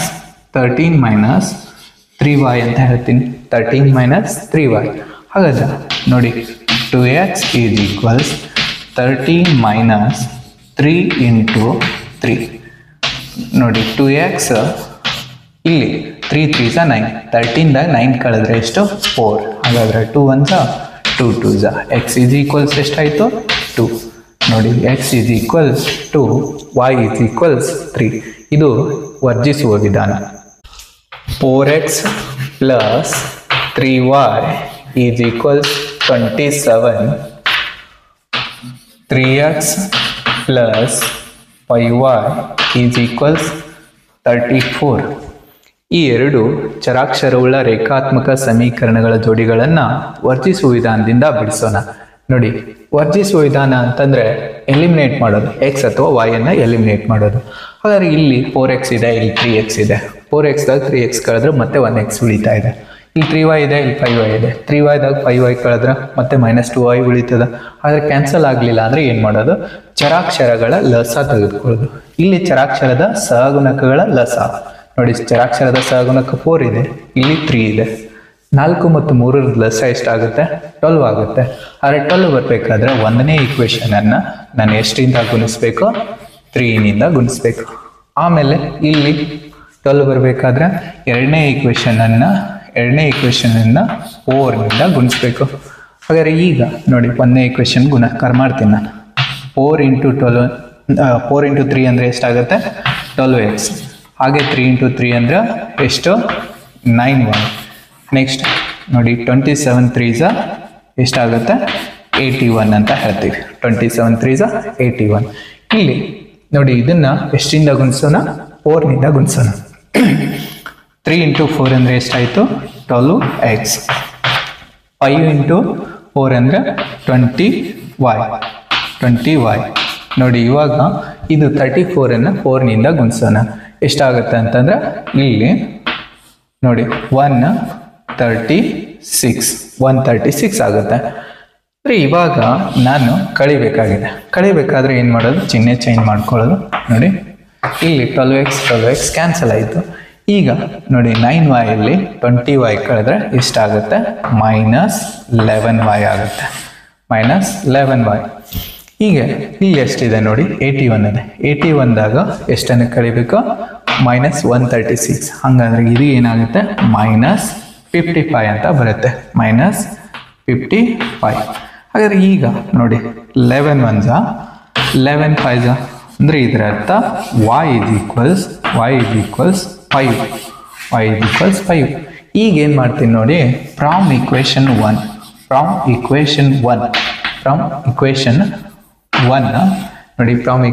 1 ಇಂದ ಎಕ್ಸ್ ಬೆಲೆ ಕಂಡುಹಿಡೋಣ. ನೋಡಿ 4x is equals ಎಷ್ಟಾಗುತ್ತೆ, 27 - 3y ಅಂತ ಹೇಳ್ತೀನಿ. 4x ಈಸ್ ಈಕ್ವಲ್ಸ್ ನೋಡಿ 3y ಈ ಕಡೆ ಬಂದರೆ ಮೈನಸ್ ಆಗುತ್ತೆ, ಹಾಗಾಗಿ 27 ಮೈನಸ್ 3y ಅಂತ ಬರ್ತಿದ್ದೀನಿ. 4x is equals 27 minus 3 into y ಬೆಲೆ 5 ಇದೆ. ಹಾಗಾದ್ರೆ 4x ಈಸ್ ಈಕ್ವಲ್ಸ್ 27 ಮೈನಸ್ 50. ಇದರ ಅರ್ಥ 4x ಈಸ್ ಈಕ್ವಲ್ಸ್ 12 ಅಂತ ಹೇಳ್ತೀನಿ ನೋಡಿ. 4 1 4 3 ಹಾಗಾದ್ರೆ x ಈಸ್ ಈಕ್ವಲ್ಸ್ ಎಷ್ಟಾಯಿತು 3 ನೋಡಿ. x is equals 3, y is equals 5. ರಾಜೇಶನು 2500 ರೂಪಾಯಿ ಹಣ ಹಿಂಪಡೆಯಲು ಬ್ಯಾಂಕಿಗೆ ಹೋದನು.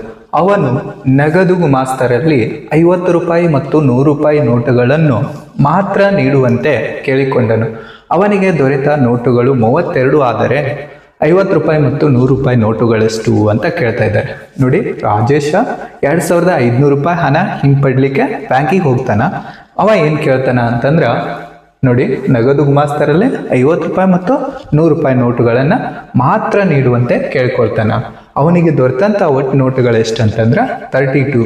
ಹಾಗಾದ್ರೆ 50 ರೂಪಾಯಿ ನೋಟುಗಳೆಷ್ಟು ಮತ್ತು 100 ರೂಪಾಯಿ ನೋಟುಗಳೆಷ್ಟು ಅಂತ ಕಂಡುಹಿಡಿಯೋಣ. ಓಕೆ, ಮೊದಲನೇದಾಗಿ ಫಸ್ಟ್ ನಾವು ಏನು ಬರೆಯೋಣ ಅಂತಂದ್ರೆ 50 ರೂಪಾಯಿ ನೋಟುಗಳು ನೋಡಿ. 50 ರೂಪಾಯಿ ನೋಟುಗಳ ಸಂಖ್ಯೆ ಏನಾಗಿರಲಿ ಎಕ್ಸ್ ಆಗಿರಲಿ. 50 ರೂಪಾಯಿ ನೋಟುಗಳ ಸಂಖ್ಯೆ ಎಕ್ಸ್ ಆಗಿರಲಿ. 50 ರೂಪಾಯಿ ನೋಟುಗಳ ಸಂಖ್ಯೆ ಎಕ್ಸ್. ಅದೇ ಥರ 100 ರೂಪಾಯಿ ನೋಟುಗಳ ಸಂಖ್ಯೆ 100 ರೂಪಾಯಿ ನೋಟುಗಳ ಸಂಖ್ಯೆ y ಆಗಿರಲಿ. 100 ರೂಪಾಯಿ ನೋಟುಗಳ ಸಂಖ್ಯೆ ಏನಾಗಿರಲಿ y ಆಗಿರಲಿ ಅಂತ ಹೇಳ್ತೀವಿ. 100 ರೂಪಾಯಿ ನೋಟುಗಳ ಸಂಖ್ಯೆ y ಆಗಿರಲಿ. ಇವಾಗ ನೋಡಿ, ಅವನಿಗೆ ದೊರೆತಂಥ ಒಟ್ಟು ನೋಟುಗಳ ಸಂಖ್ಯೆ ಎಷ್ಟಿದೆ ನೋಡಿ. 50 ರೂಪಾಯಿ ನೋಟುಗಳು ಮತ್ತು 100 ರೂಪಾಯಿ ನೋಟುಗಳು ಎರಡೂ ಸೇರಿಸಿ ಅವನಿಗೆ ಎಷ್ಟು ನೋಟುಗಳು ಸಿಕ್ಕವ 32 ನೋಟುಗಳು ಸಿಕ್ಕಿವೆ. ಹಾಗಾದರೆ ಇದು ಈಕ್ವೇಶನ್ 1 ಅಂತ ಹೇಳ್ತೀನಿ. ಈಗ ಅವ ಎಷ್ಟು ಅಮೌಂಟನ್ನು ಪಡ್ಕೊಂಡಾನ 2500 ರೂಪಾಯಿ ಅಮೌಂಟ್ ಪಡ್ಕೊಂಡಾನ. ಹಾಗಾದ್ರೆ 2500 ಅಮೌಂಟ್ ಪಡ್ಕೋಬೇಕಾದ್ರೆ ಇಲ್ಲಿ ನೋಡಿ 100 ರೂಪಾಯಿ ನೋಟುಗಳು, ಮೊದಲನೇದಾಗೆ 50 ರೂಪಾಯಿ ನೋಟುಗಳು, ಎಕ್ಸ್ ಅಂದರೆ 50 ರೂಪಾಯಿ ನೋಟುಗಳು. 50 ರೂಪಾಯಿ ನೋಟುಗಳು ಎಷ್ಟಿದ್ವು ಅಂದ್ರೆ ಎಕ್ಸ್ನಷ್ಟಿದ್ದು. ಆಮೇಲೆ 100 ರೂಪಾಯಿ ನೋಟುಗಳು ಎಷ್ಟಿದ್ದು ವಾಯ್ನಷ್ಟಿದ್ದು. ಟೋಟಲ್ ಅಮೌಂಟ್ ಎಷ್ಟಾಗುತ್ತೆ 2500 ರೂಪಾಯಿ. ಇದು ಎರಡನೇ ಈಕ್ವೇಶನ್. ಇಲ್ಲಿ ಏನು ಕಾಮನ್ ಬರುತ್ತೆ ಅಂದ್ರೆ 50 ಕಾಮನ್ ಬರುತ್ತೆ. ಹಾಗಾದ್ರೆ X plus 2y is equals ನೋಡಿ 2500 ಅಂತ ಹೇಳ್ತೀವಿ. ಇಲ್ಲಿ 51 ನೋಡಿ 0 ಕ್ಯಾನ್ಸಲ್ ಮಾಡೋಣ. 50 ಇದು 55 ಅಂತ ಹೇಳ್ತೀವಿ.